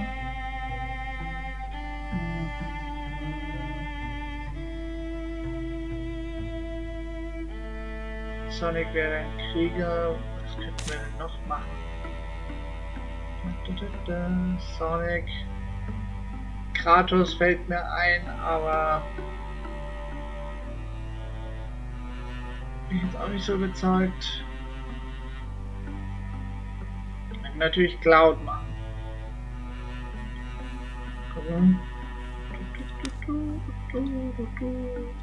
Cloud kriegt auch so ein spitzes Gesicht. Und gucken mal, ob wir irgendwie Haare haben, die nur ansatzweise irgendwie in die Richtung gehen würden.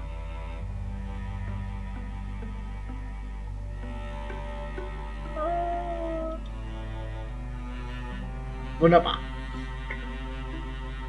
Dann ist es ja entschieden. Auch Cloud kriegt blonde Augen, blaue Augen, grüne Augen sogar.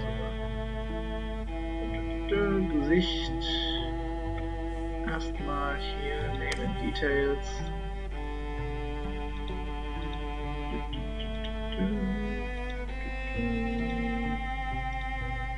Anyone? Cloud Stripe.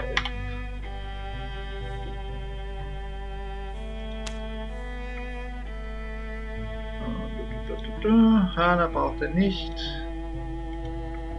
Bart braucht er auch nicht.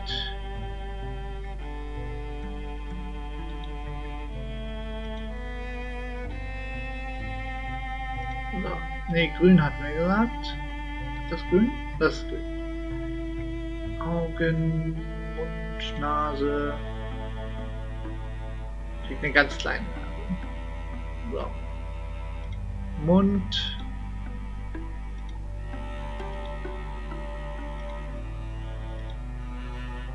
So ein bisschen traurig guckend, ernst schauend. Ja. So, die Augen. Ja. Perfekt. Oh, herrlich. Aber Cloud wird so sehr von mir hochgenommen. Ein bisschen farblos. Gut, dann trägt der Junge immer nur schwarz. Weiß nicht wieso, aber macht er eben. Größe, Cloud ist meines Erachtens recht klein. Bisschen bulky vielleicht. So. Genau. Wunderbar. Dann haben wir hier noch die Stats. So ein bisschen ist er durchaus ein Leader, aber nur auf zweiten Platz. Und Snarky ist er auch. Ich glaube, der Rest passt alles. Ist weniger ein Goofball. So viel dazu.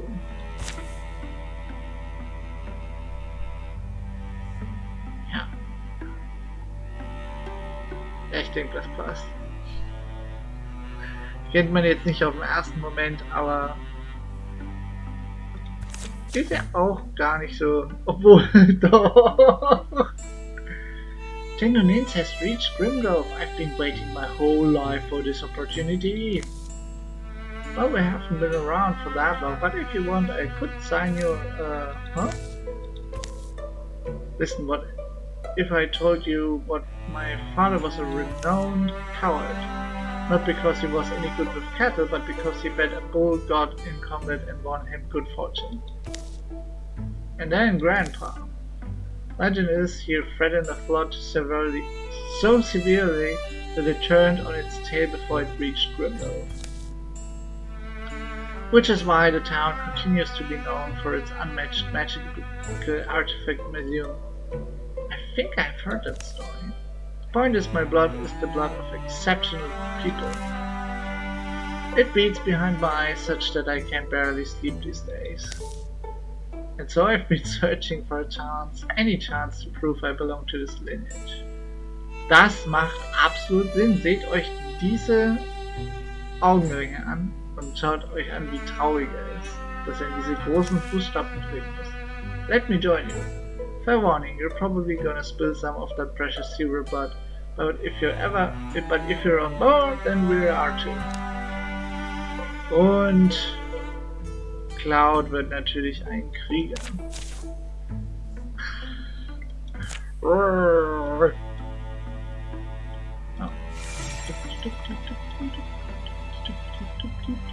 Dauert noch einen Moment, bis wir den Rekruten völlig ausgebildet haben. Link's episodes were nothing new, but they had been getting stronger lately and more numerous. It was only a few moments of twitching and pressure, a brief but desperate fight against something inside of himself, but the effort always left him exhausted and unable to focus. It's alright, Link. Keep it together. Rah! Come on, not now. Enough! I've struggled inside your mind long enough. I must grudgingly admit something about your soul dodges blinks in and out, makes it impossible to grasp. What are you? What do you want? This moment, what I am is fed up, and what I want is a deal that works for both of us. For us both. Give me a place to exist, nothing much. An arm, a leg, an eye perhaps, and I won't bother you anymore. I dare say it could turn out adventurous and advantageous for us both. And if this sounds like a pile of hog crap, I may not be able to take your soul, but I can make your life very difficult.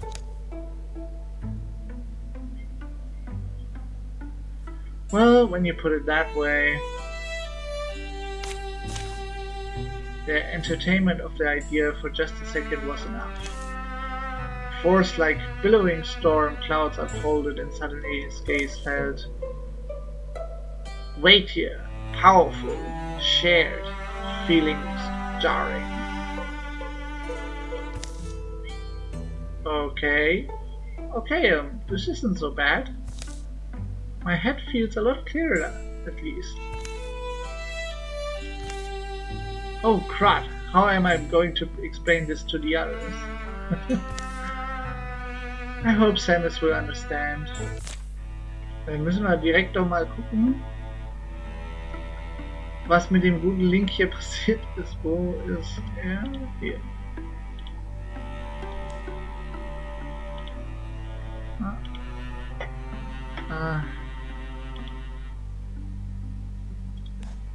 Muss ich das doch kurz mal hier wegmachen? So.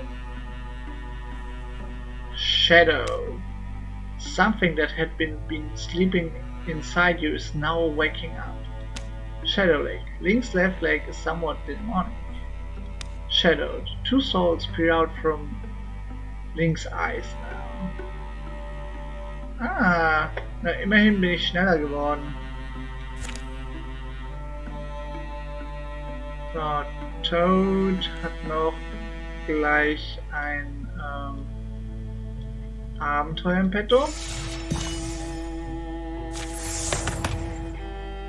Untouchable oder Paladin?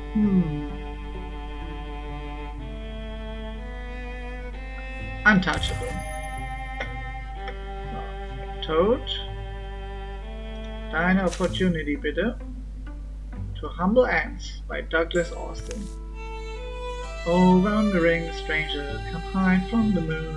The barrels are full and the fiddles in tune. Come ask the barkeep for a bowl, cup and spoon. We'll dance you to sleep or we'll drink until noon. It's in the Lone Fire's Tavern every night. You haven't heard it? The chorus is better. Samus glances at a gleam. Toad realizes the dagger in their hand is flashing with the mixed light of moon and fire. Oh, it's nothing, it's got the mark of Old Wayne.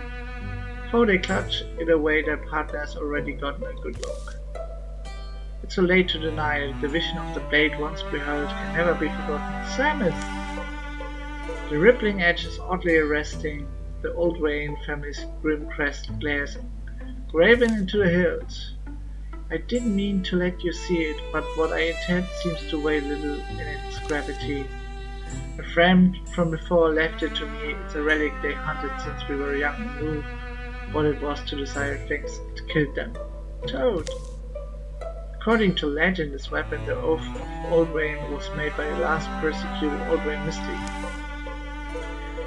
It was made for vengeance, to cause suffering. It ruined a whole age of our lands, shattered what generations had built. So now I need to make sure that doesn't happen again. That's where we are headed, isn't it? To destroy that thing. Love, I should have told you from the outset. I'm sorry. You can go back. I intended to slip away once we get close. Sounds like you'll need me on the way, but maybe even more at the end. Genau, daran kann ich mich erinnern an die Geschichte, und da ist es besser, die Klinge zu zerstören.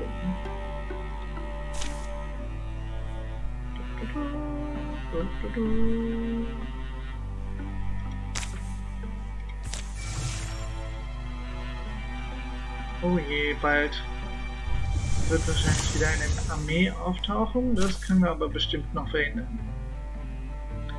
Toad leads Samus onto the ancestral lands of Old Wayne family. Das können wir auch ruhig überspringen. Destroy the dagger. Perhaps they should wield it. It would change them, but not immediately. In the meantime, think of all the good they could have accomplished for their friends and for his followers. Selfish thing would be to melt away that chance. Lieber zerstören. Dagger meets the forge and instantly melts. The coals jump and fly. Frigid air fills the room, snuffs the torch. And then an apparition takes shape. Is it truly done? You cast away that cursed blade of mine, yours? The spirit resolves into the form of woman. I made it in vengeance to punish the world that persecuted my family. So rashly done. You regret it, you mean? The anger was cold in me long before the blood stopped running, but I'd set it in motion. Someone else would need to end it. I can't answer for all the pain it caused, but to you at least. The glow that surrounds the last Old Wayne mystic flares brightly for a moment, and she's gone. Where she stood lies what looks to be a bolt of fabric. At a second glance, it's a cloak of ghostly weave.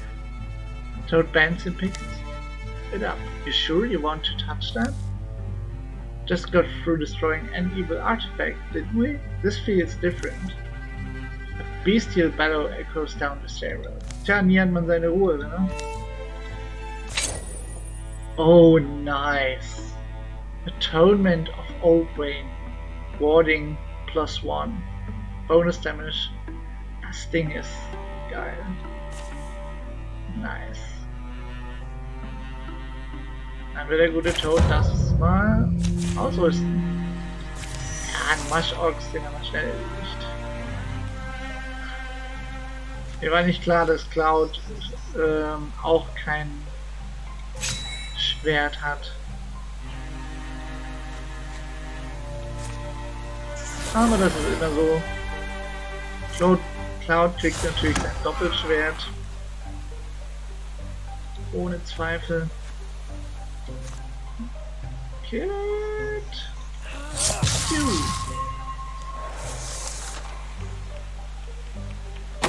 Greif uns ruhig an. Ist wurscht. Stört jetzt eigentlich keinen von uns wirklich. So. Illuminate.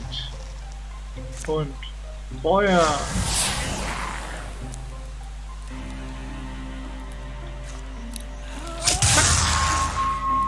Das war's für den Auftritt. Kurze Geschichte.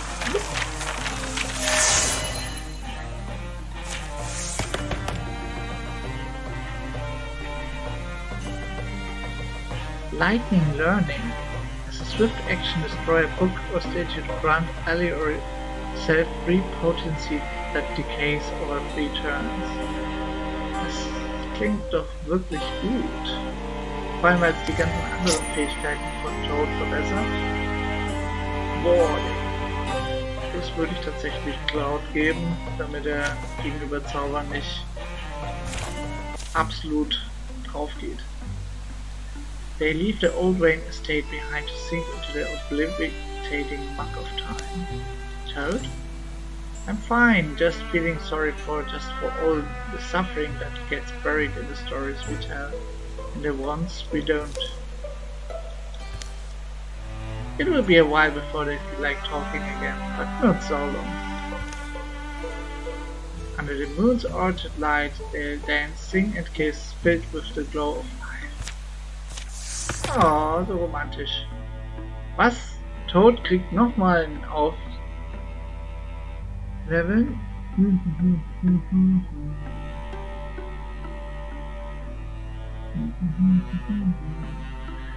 Das ist ein Bade.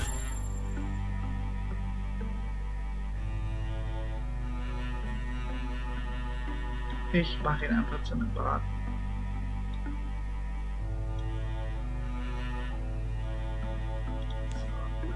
Patrouillieren wir direkt.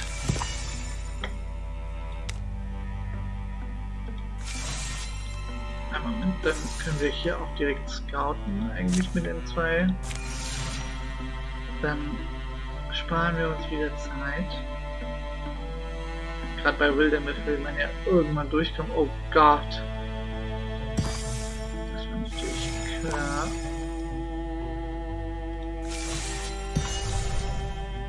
Ich hoffe, wir schaffen es mit dem Patrouillieren noch rechtzeitig, bevor jetzt hier irgendwas passiert. Ja, das ist klar. Nö, dann behalten wir lieber die Legacy Points. Wer weiß, für was wir sie noch brauchen, eventuell.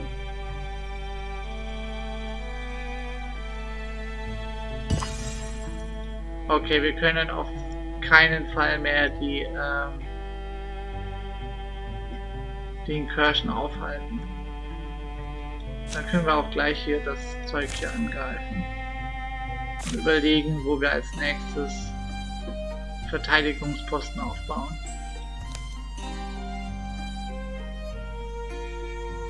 Pebbles and prayers. Grabbing a few mushrooms? Oh no. I was looking for a decent feather. For a passing fancy, it's not important. She says, thinking that will appease Toad. We snag what little bits of comfort we can in a world gone awry. Some people pray to gods, some carry totems and talismans. And on the edge of a battle, sometimes I like to make my own little appeals of fate. Have you always done this? When it feels like the right time. Aha. First I get the bits, gotta have the bits. A feather for speed, a pebble for strength, and a bit of moss for wisdom. And what does moss have to do with wisdom? You know of something that would fit better? Fair. Then I make a short appeal for each person. They don't need to hear it themselves. It would only put them on the spot and start them overthinking. But I feel better having spoken it to the forest. The forest may not take suggestions, but you plant a seed just in case anything out there is in a listening mood. Satisfied with the recent pocketed feather, Samus heads back towards camp. Hey, let me join. If you like, don't feel obligated. Toad follows Samus in the tent. Ich bin gespannt, wie der Wurf sein wird von den Würfeln. 50% haben wir. Toad is reminded that they and Samus don't get nearly enough time alone together. Samus sets the feather, pebble and moss in their bowl. They're not the most flowery sentences, it's the feeling behind it that counts. But something like, may toads see themselves the way I see them, and may that vision shine brightly enough to blind all who would dare to harm them. And may Link's sword be guided true by his sense of our purpose. So schön.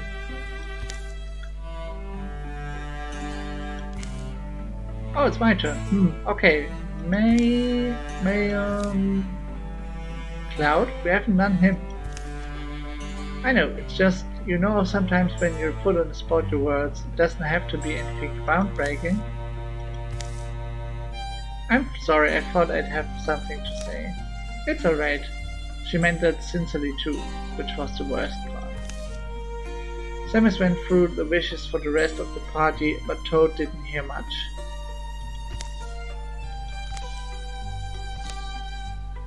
Excuse me, Samus didn't mention anything for herself, just keep Samus safe too, right? Okay, wir haben den Wurf definitiv versaut.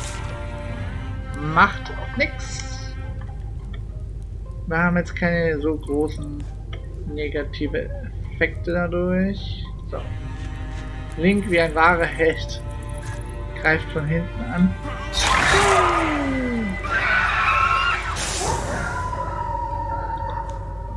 Auch Cloud wie ein wahrer Held greift von hinten an.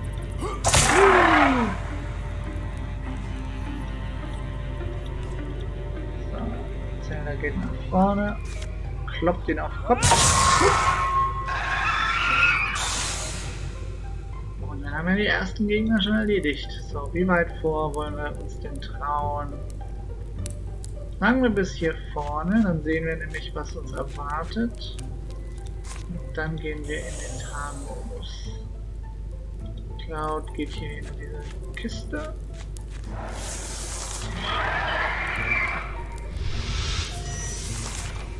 Link kann sie eigentlich auch direkt hier vorne hinstellen, weil bis der ankommt, sind wir schon weitergekommen.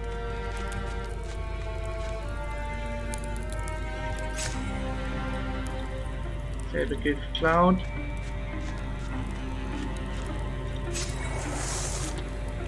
Kommt das Böschchen hier vor. Und der auch.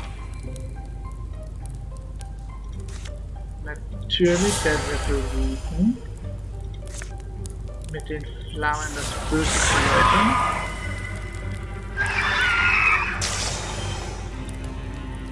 Wobei, naja, das Böse ist auch wieder übertrieben. Die haben ja schlussendlich alle ihre Gründe. Ihre Gründe und Motive. Meistens, allermeistens ist es nicht aus purer Boshaftigkeit, was hier passiert. So.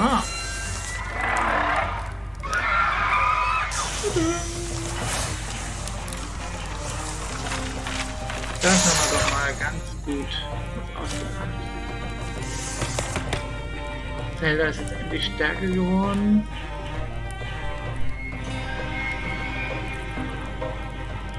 Natürlich lernt sich Feuer. Und der gute Cloud. Gott, ist der schlecht im Rüsten. Was denn?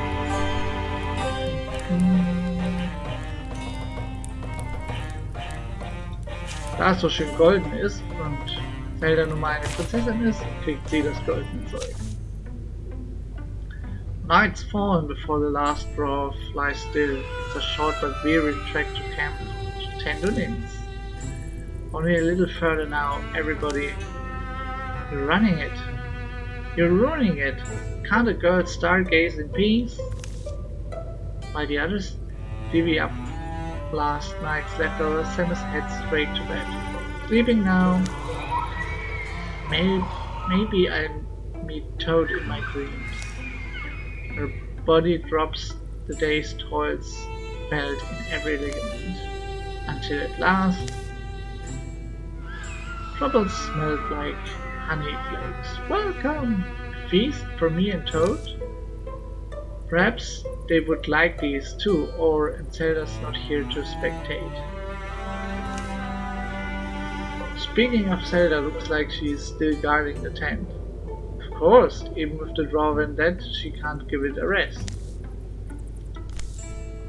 Is she in trouble? Got something against Samus? Look, she may be a pain in the eye, but she's my pain in the eye. Glare all you want, I'm not letting you through. Ah! Hey, wait, why is she moving so slow? Oh, why can't I... Zelda? Zelda! Ah, what are you shouting for? Sorry, thought you were someone else. Right, well, make yourself useful, I want griddle cakes. Zelda, would you really throw your life in front of mine?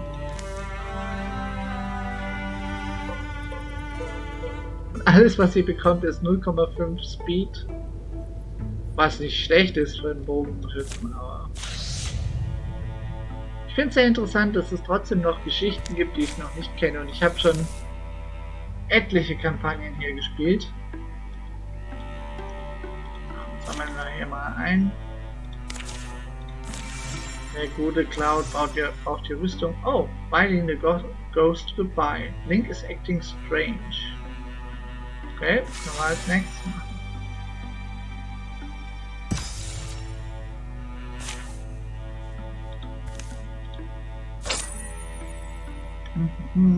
Blocken. Kriegt der Cloud. Opportunity. By bidding the ghost goodbye.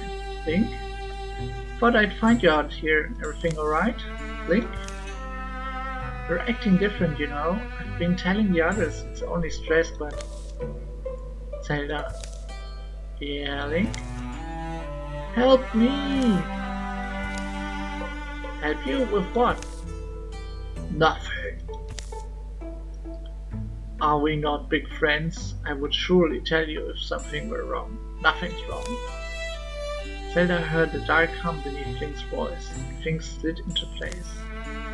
The signs had been there for weeks once she thought of it.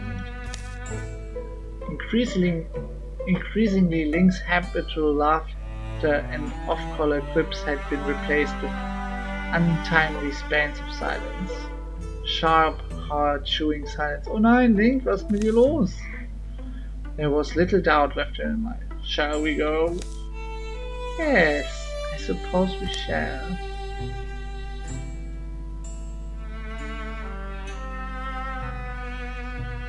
I think it's time we went on a little hunting trip. Wen will ich denn da am besten dabei haben? Auf der anderen Seite, so schlimm kann es nicht sein, da kann ich auch Cloud nehmen.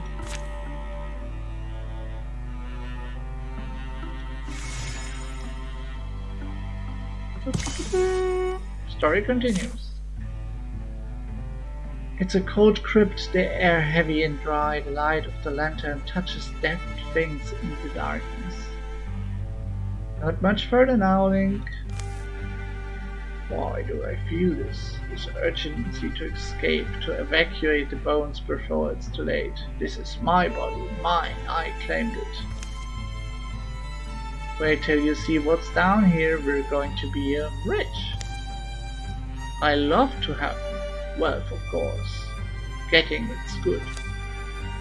Classic Link. At the foot of the long sloping passage is a circular room. One prominent memorial stands in the center, a sword thrust into it. What is the... Zelda steps up to grip the jutting hilt. Realization dawns in the dark of those stolen eyes. Oh, yes, below me are the bones of Tabaron Seaburn. Tabaron the ghost hunter. Here is his great ghost-quelling blade. I'm sorry, my friend. If there was a better fate, I would find it.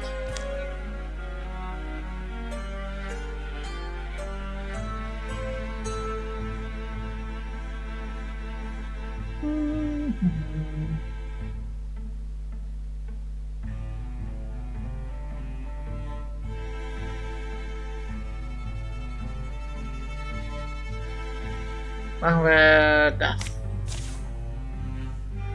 Embrace the hereafter.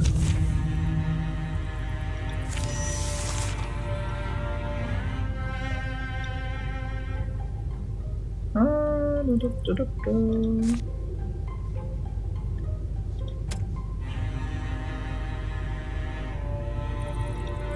weiß nicht, ob das so clever ist. Versuchen, ihn mal mit Magie zu killen.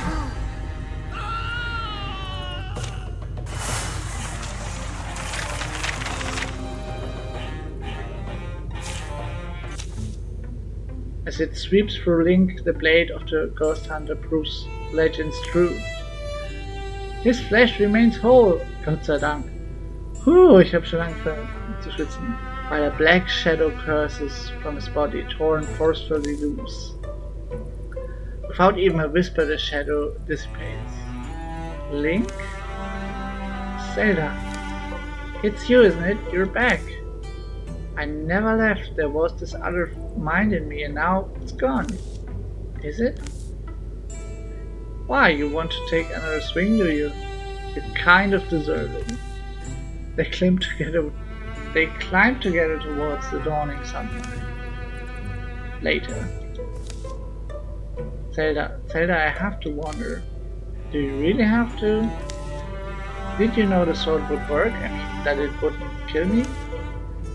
The legend of Tabaron Seaburn includes much of the blade he wielded, the Ghost Queller, so yes, I knew famously it would cut out the covetous spirit before it cut the flesh itself. Zelda, you're an awful liar. Geil. Heal and kill, but no sword blocks bonus.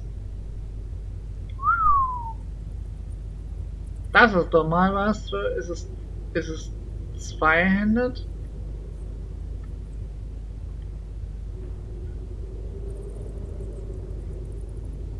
Wahrscheinlich nicht.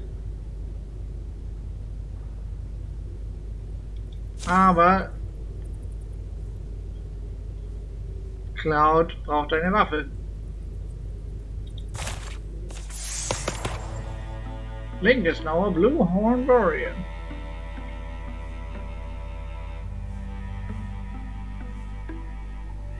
Link inspiriert die Leute auf jeden Fall. Wunderbar, es war auch wieder eine Geschichte, die ich nicht kannte. Sehr schön. Aber Link scheint wirklich lauter so Viecher anzuziehen, die in ihm wohnen wollen. Also das gibt's ja nicht. Das darf doch nicht wahr sein. Der Junge kriegt dein Leben mal in den Griff. So, jetzt lasse ich erstmal hier das ablaufen, damit ich sehe, von wo der Angriff kommt. Der Angriff kommt von hier. Dann machen wir hier auf jeden Fall schon mal die Defense.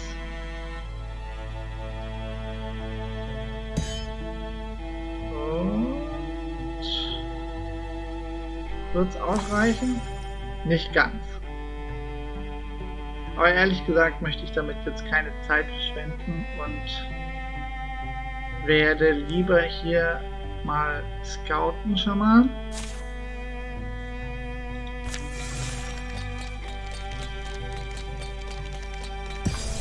Zack. Können wir eigentlich gleich in Angriff nehmen.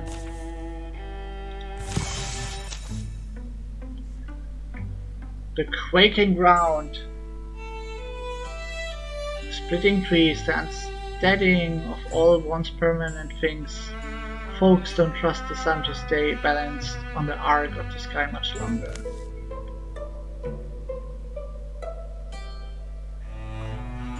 Okay, das hatten wir schon mal. Touch of a stone there here fills my head with rageful screaming. No time to waste, I guess. There's not much of an approach to take. Here, battle starts. Stunt chance doubled. Dashing.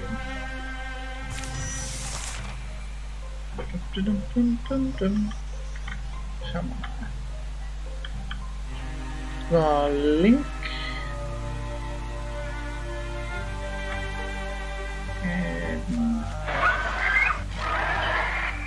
Bis hierhin. Warum haben wir eigentlich nur so wenig? Warum kommen wir so langsam voran? Guardian.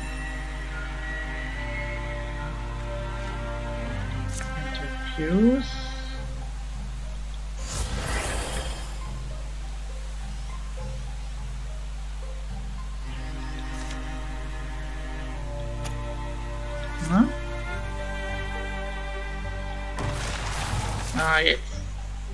Jetzt müsste Toad wesentlich mächtiger sein als vorher.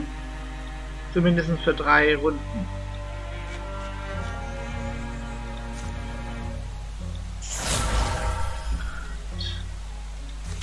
Sieht doch ein bisschen gut aus. Jetzt keine großen Überraschungen mehr kommen. Der komische Baum ist im Weg, aber den sind wir auch gleich los.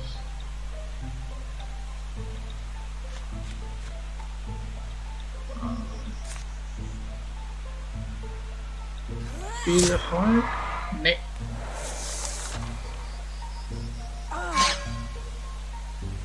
Aber das sieht hier ganz gut aus.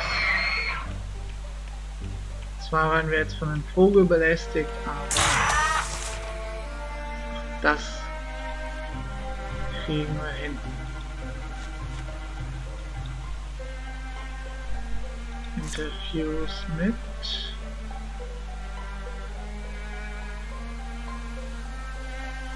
dem Teil.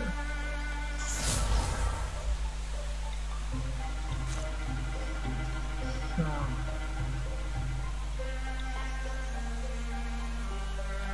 Nehmen wir mal den Typen. Es hat nicht funktioniert. Das ist aber schade.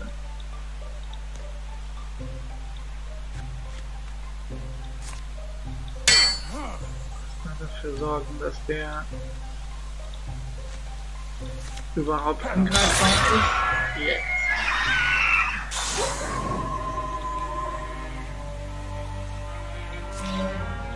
Den komischen Vogel sind wir jetzt losgeworden. Okay, ich hätte eigentlich gedacht,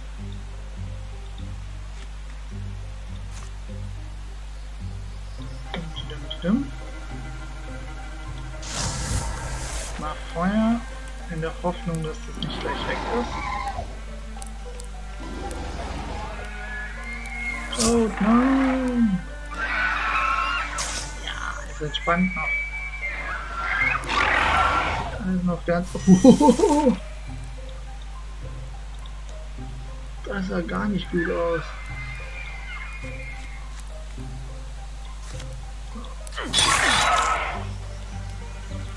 Hat er jetzt Leben dazu bekommen? Ich glaube ja. Wir sorgen auf jeden Fall, dass der Typ hier erstmal gekillt wird. Eine große Gefahr, weil er in der Lage ist, Leute zu animieren, zweimal anzugreifen. Schade, ich komme nicht nah genug an ihn ran. Aber er steht auf der Feuerplatte. Das ist egal. Zack. Das war's.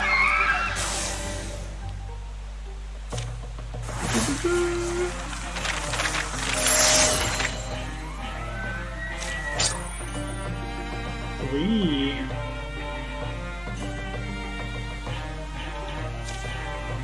Oh ja, das sieht richtig gut aus.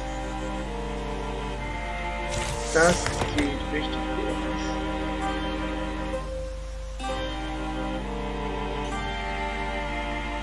So, wollen wir die Post? Ich denke ja, oder? Inspiration können wir später auch noch haben, wenn wir das wollen. Emptied off drawer in the inside of this earth temple echoes with no noise, but the outside wind. It sounds like a battle of relief. Do you think this was enough?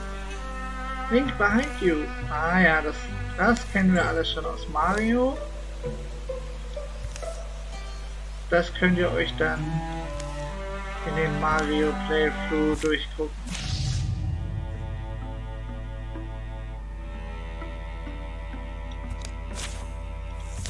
Klar. Ich wollte sich hier auf jeden Fall mal zack. Schauen Leute, ob man irgendwie noch mittendrin mal die Möglichkeit hätte zu rekrutieren, aber es sieht mir nicht so aus.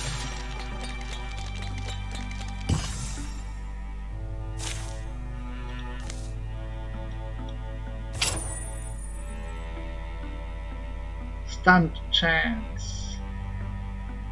Ah, Cloud hat schon einen Gürtel.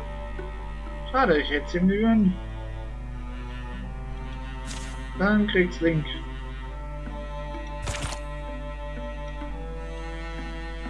So einfach ist das.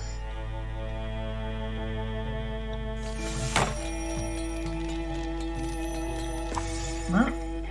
Vergiss immer auf die Knöpfe zu drücken und dann ist klar, dass nichts passiert. Legacy Points wollen wir definitiv behalten. Wir stehen jetzt auch nicht so vor großen Herausforderungen.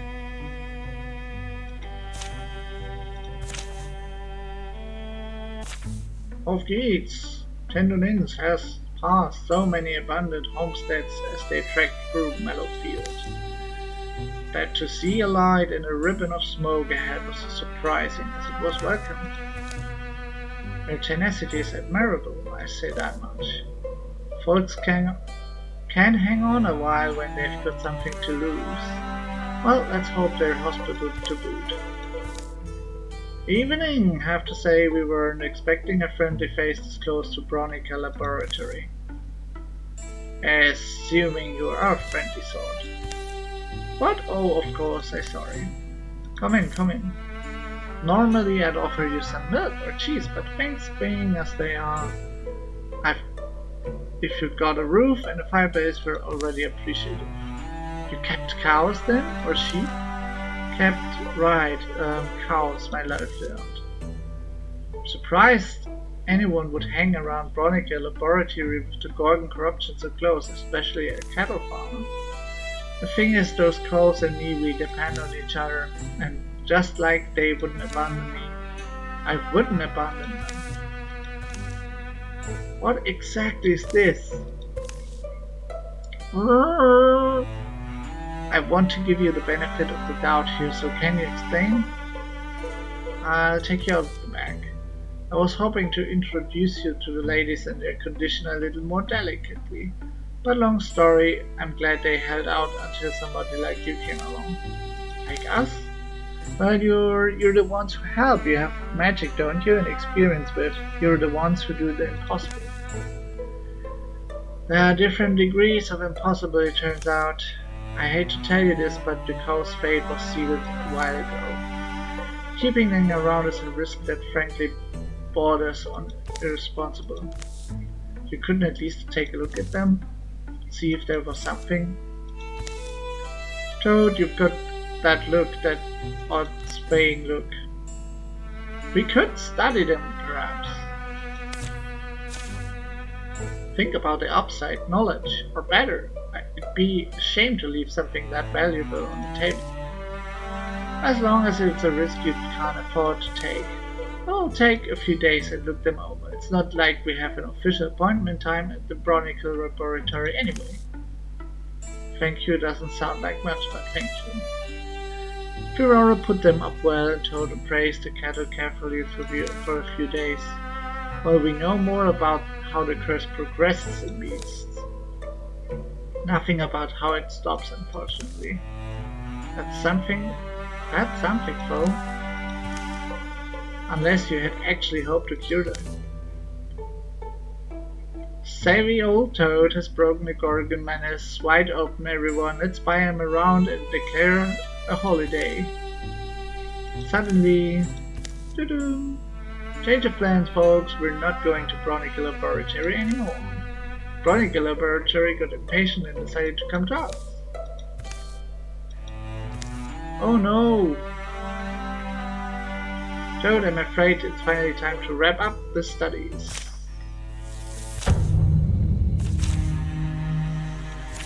Oh ja, was hat unsere overall Situation geholfen?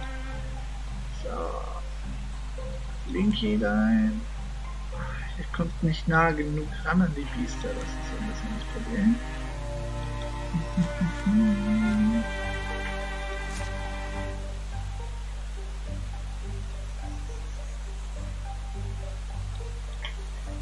Was ist mit Toad? Kommt Toad irgendwie in die Nähe von irgendwas Sinnvollem? Ja, kommt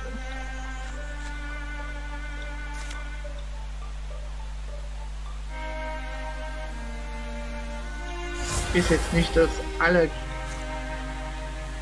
was wir kriegen können, aber es sollte nur eines davon treffen. Das ist natürlich wirklich legendär jetzt. Sie kriegt auf jeden Fall den Prozent. Dann haben wir noch gute alte Zelda. Ignite. Bam. Das heißt, wir haben nur noch eine der Kühe, die problematisch werden könnten. Cloud stellt sich hier hin zur Sicherheit und Link auch mit Guardian.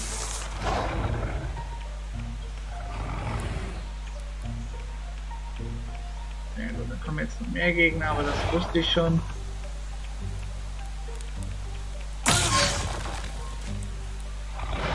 Aber ich hatte 0 Schaden davon. Zwar einige negative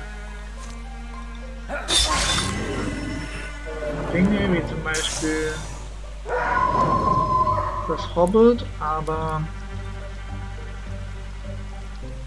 klar, ich hoffe, ist in der Lage, das Spiel mit einem Schlag zu erledigen.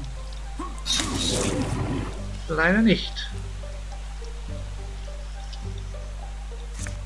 Aber was haben wir denn hier? Immerhin Feuer. Und wir beide. Yeah, Toad! Toad der Held.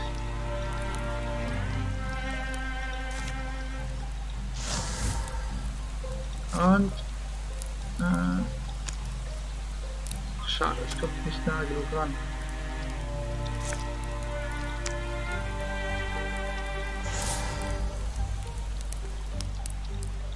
So. Ups. Den Burschen habe ich fast vergessen. Das hätte für einen der Helden das Ende bedeuten können. Können wir nochmal. Momentan sieht es noch so aus, als wäre das der letzte Gegner. Offenbar tatsächlich.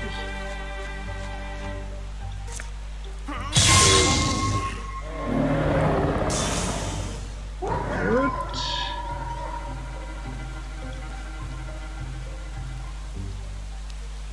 Interview.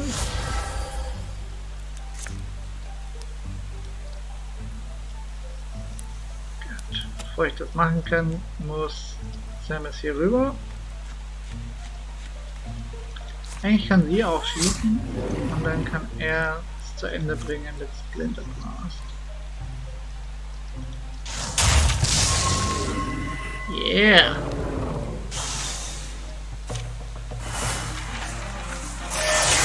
Auf laut.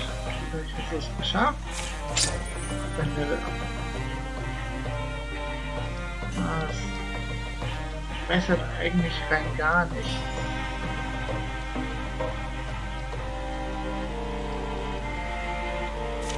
Ne, ändert nichts.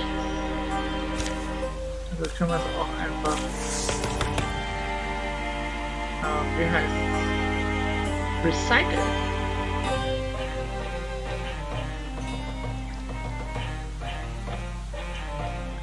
Long Reach für Cloud. Oh nein, die Kühe sind alle tot. I'm sorry. Sorry about the farm.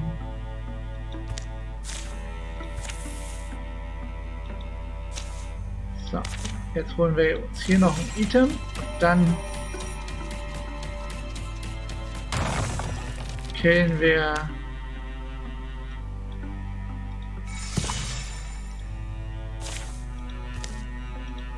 die Gegner.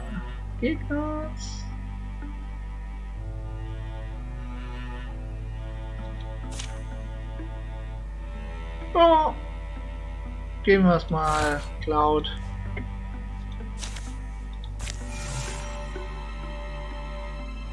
Sorgen hier auch noch dafür,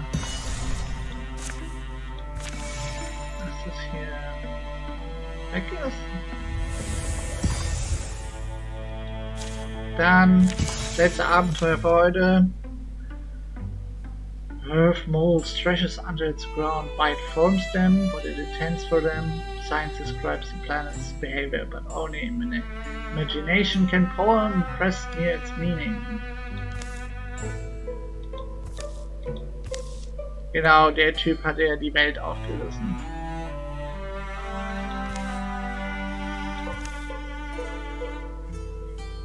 So, das können wir definitiv überspringen, weil wir das schon bei Marios Playthrough hatten. Ach du Schande. Das wird ein etwas schwierigerer Kampf.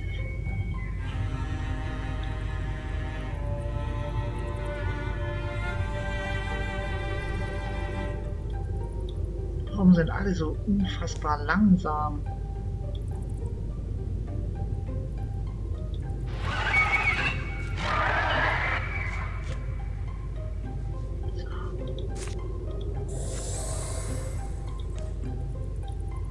Genau, das war eine Mission, wo wir nicht nur zerstören mussten, sondern auch fliehen gleichzeitig.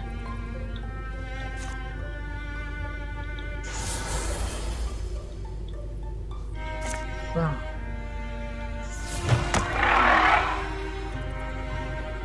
Viel Schaden richtet das ja nicht aus. Das ist natürlich enttäuschend.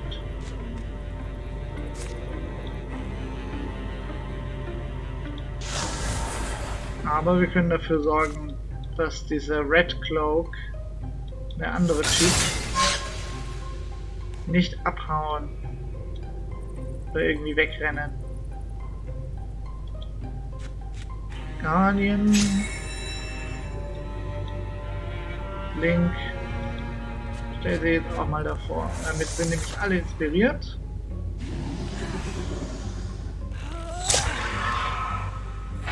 Nice. Der Gegenschuss hat funktioniert.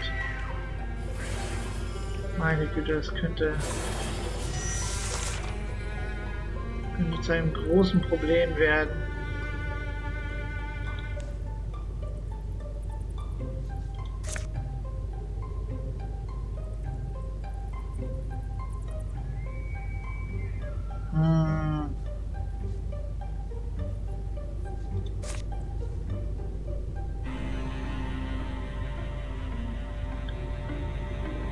Gut, stellen wir sie mal hier hin. Wir müssen ein paar Sachen riskieren. Es geht einfach nicht anders.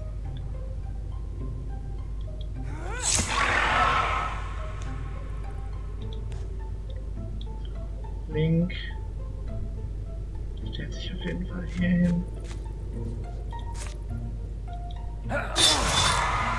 Bam!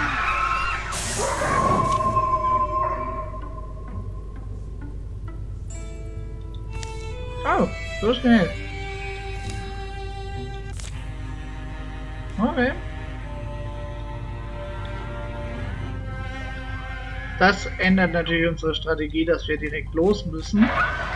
Oder los können, sagen wir es so. Damn, die mit ihren irrsinnigen Dodge-Fähigkeiten. So. Was? Ah, Toad ist ein Stückchen zu weit gelaufen. Ärgerlich.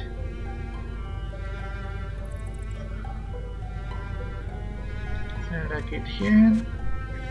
Interviews mit dem da.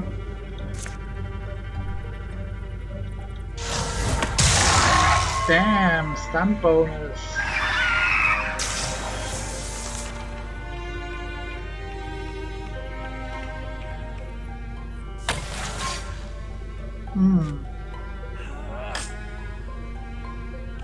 Schon nicht so gut, aber noch läuft alles.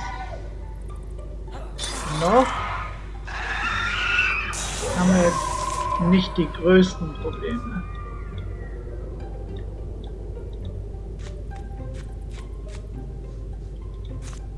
Ich muss einfach ein paar Risiken eingehen, indem ich mit links einfach als Tank nach vorne gehe.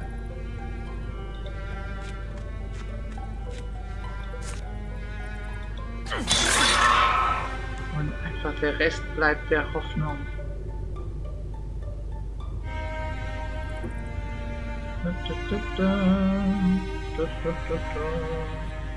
Ja, warum eigentlich nicht? Warum Toad gerade seine Waffe gewechselt hat? Es macht für mich keinen Sinn.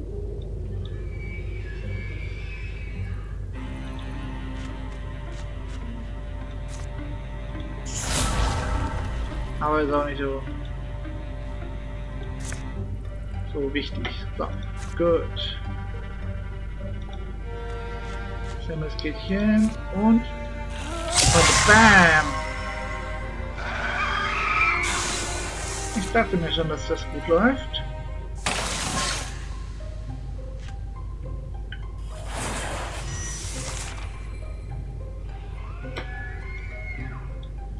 So, wollen wir nach rechts oder links? Auf der anderen Seite, wir müssen den Typen eh loswerden. Ich bin erstaunt, was für eine Reichweite Link auf einmal hat. Aber ich werde nicht meckern.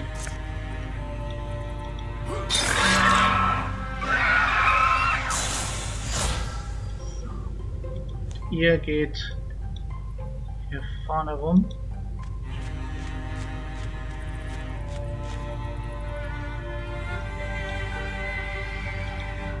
So. Und wird näher kommt er nicht ran. Ist okay. Ach so, weil er jemanden gekillt hat, deswegen. Oh, Link. Ah, noch einmal zurück. So, jetzt. Manchmal verklickt man sich, da muss man echt höllisch aufpassen.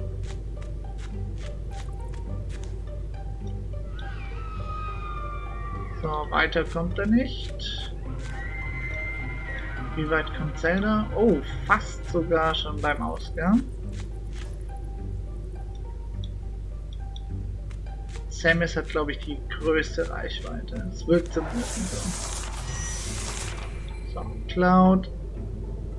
Geht zumindest schon mal dahin. Toad. Oder zumindest Link haut schon mal. Ihr schafft das ohne mich.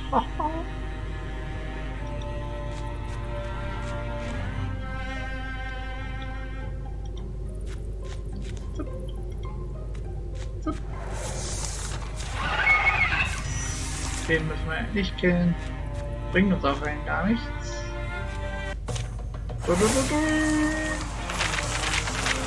Yeah. Das kann man auf jeden Fall wegwerfen.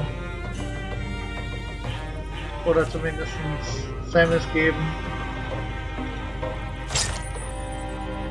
Oh, Dodge. Hast das?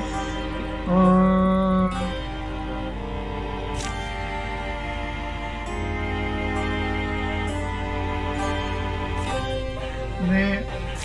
Muss auch optisch ein bisschen was hergeben. Aber ich glaube, für Samus ist es am besten, wenn sie dodgt. So, alles wird unter Stein begraben.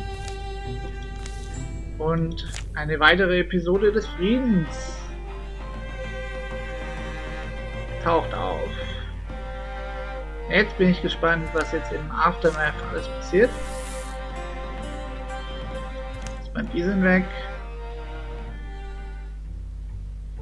Zelda hat sich erkundigt, wie es der Kuhbauerin geht. Samus hat ein kleines Eichhörnchen als Gast.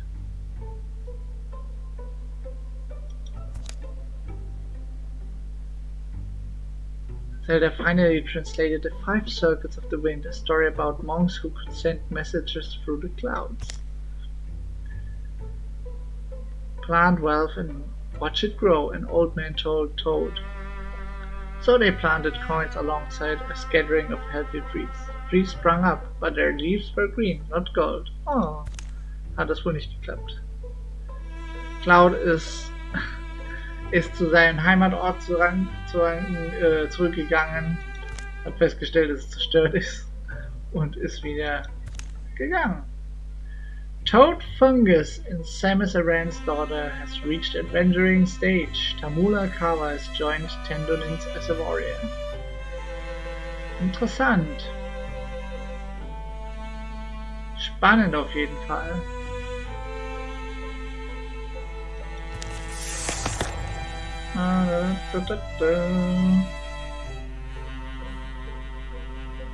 Toads Tochter ist definitiv ein Raider.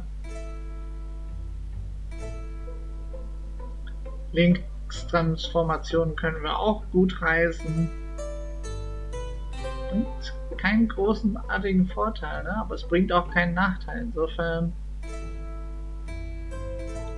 sieht optisch einfach besser aus.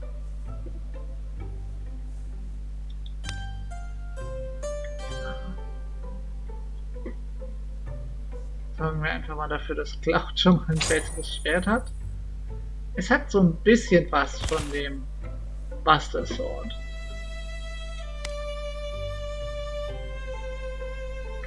Links Schwert ist okay. Dafür müssten wir Legacy Points einsetzen.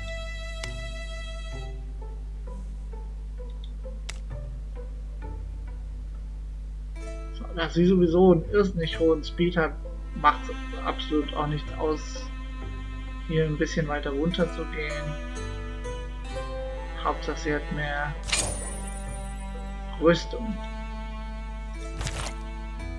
Dann haben wir Toad Fungus, Zelda Hyrule. Das können wir später noch verbessern.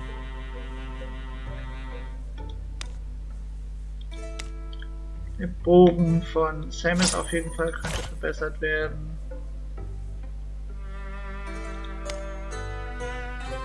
Der Rest passt erstmal, weil wir mit den Legacy Points schauen wollen, wie weit wir kommen. You can slow down, you know, be a few battles before you even get to see it. Oh, don't be boring, this isn't one of my normal activities. Sieging a castle, come on, it's neat when I'm on board and you're not. More of a fort, I heard. They set out in winter, they pull dwarven warriors like greens from teeth, pluck them out of the granite of the keep Wolverine camp once built. It won't be much of a siege, but don't tell Cloud. So, bevor wir hier abschließen, gucken wir mal nach, wen wir denn rekrutieren können. Im Bestfall können wir tatsächlich auch Mario oder Luigi, irgendeinen von denen, rekrutieren. Oh nein. Oh nein. Wie schade, ich war mir sicher, dass wir jemanden rekrutieren können.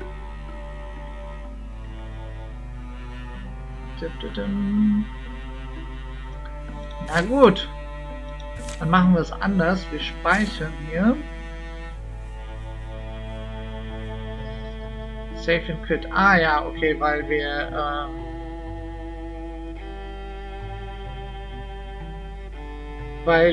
Permadeath haben. Okay, Save and Quit. Das heißt, wir können hier speichern gleich.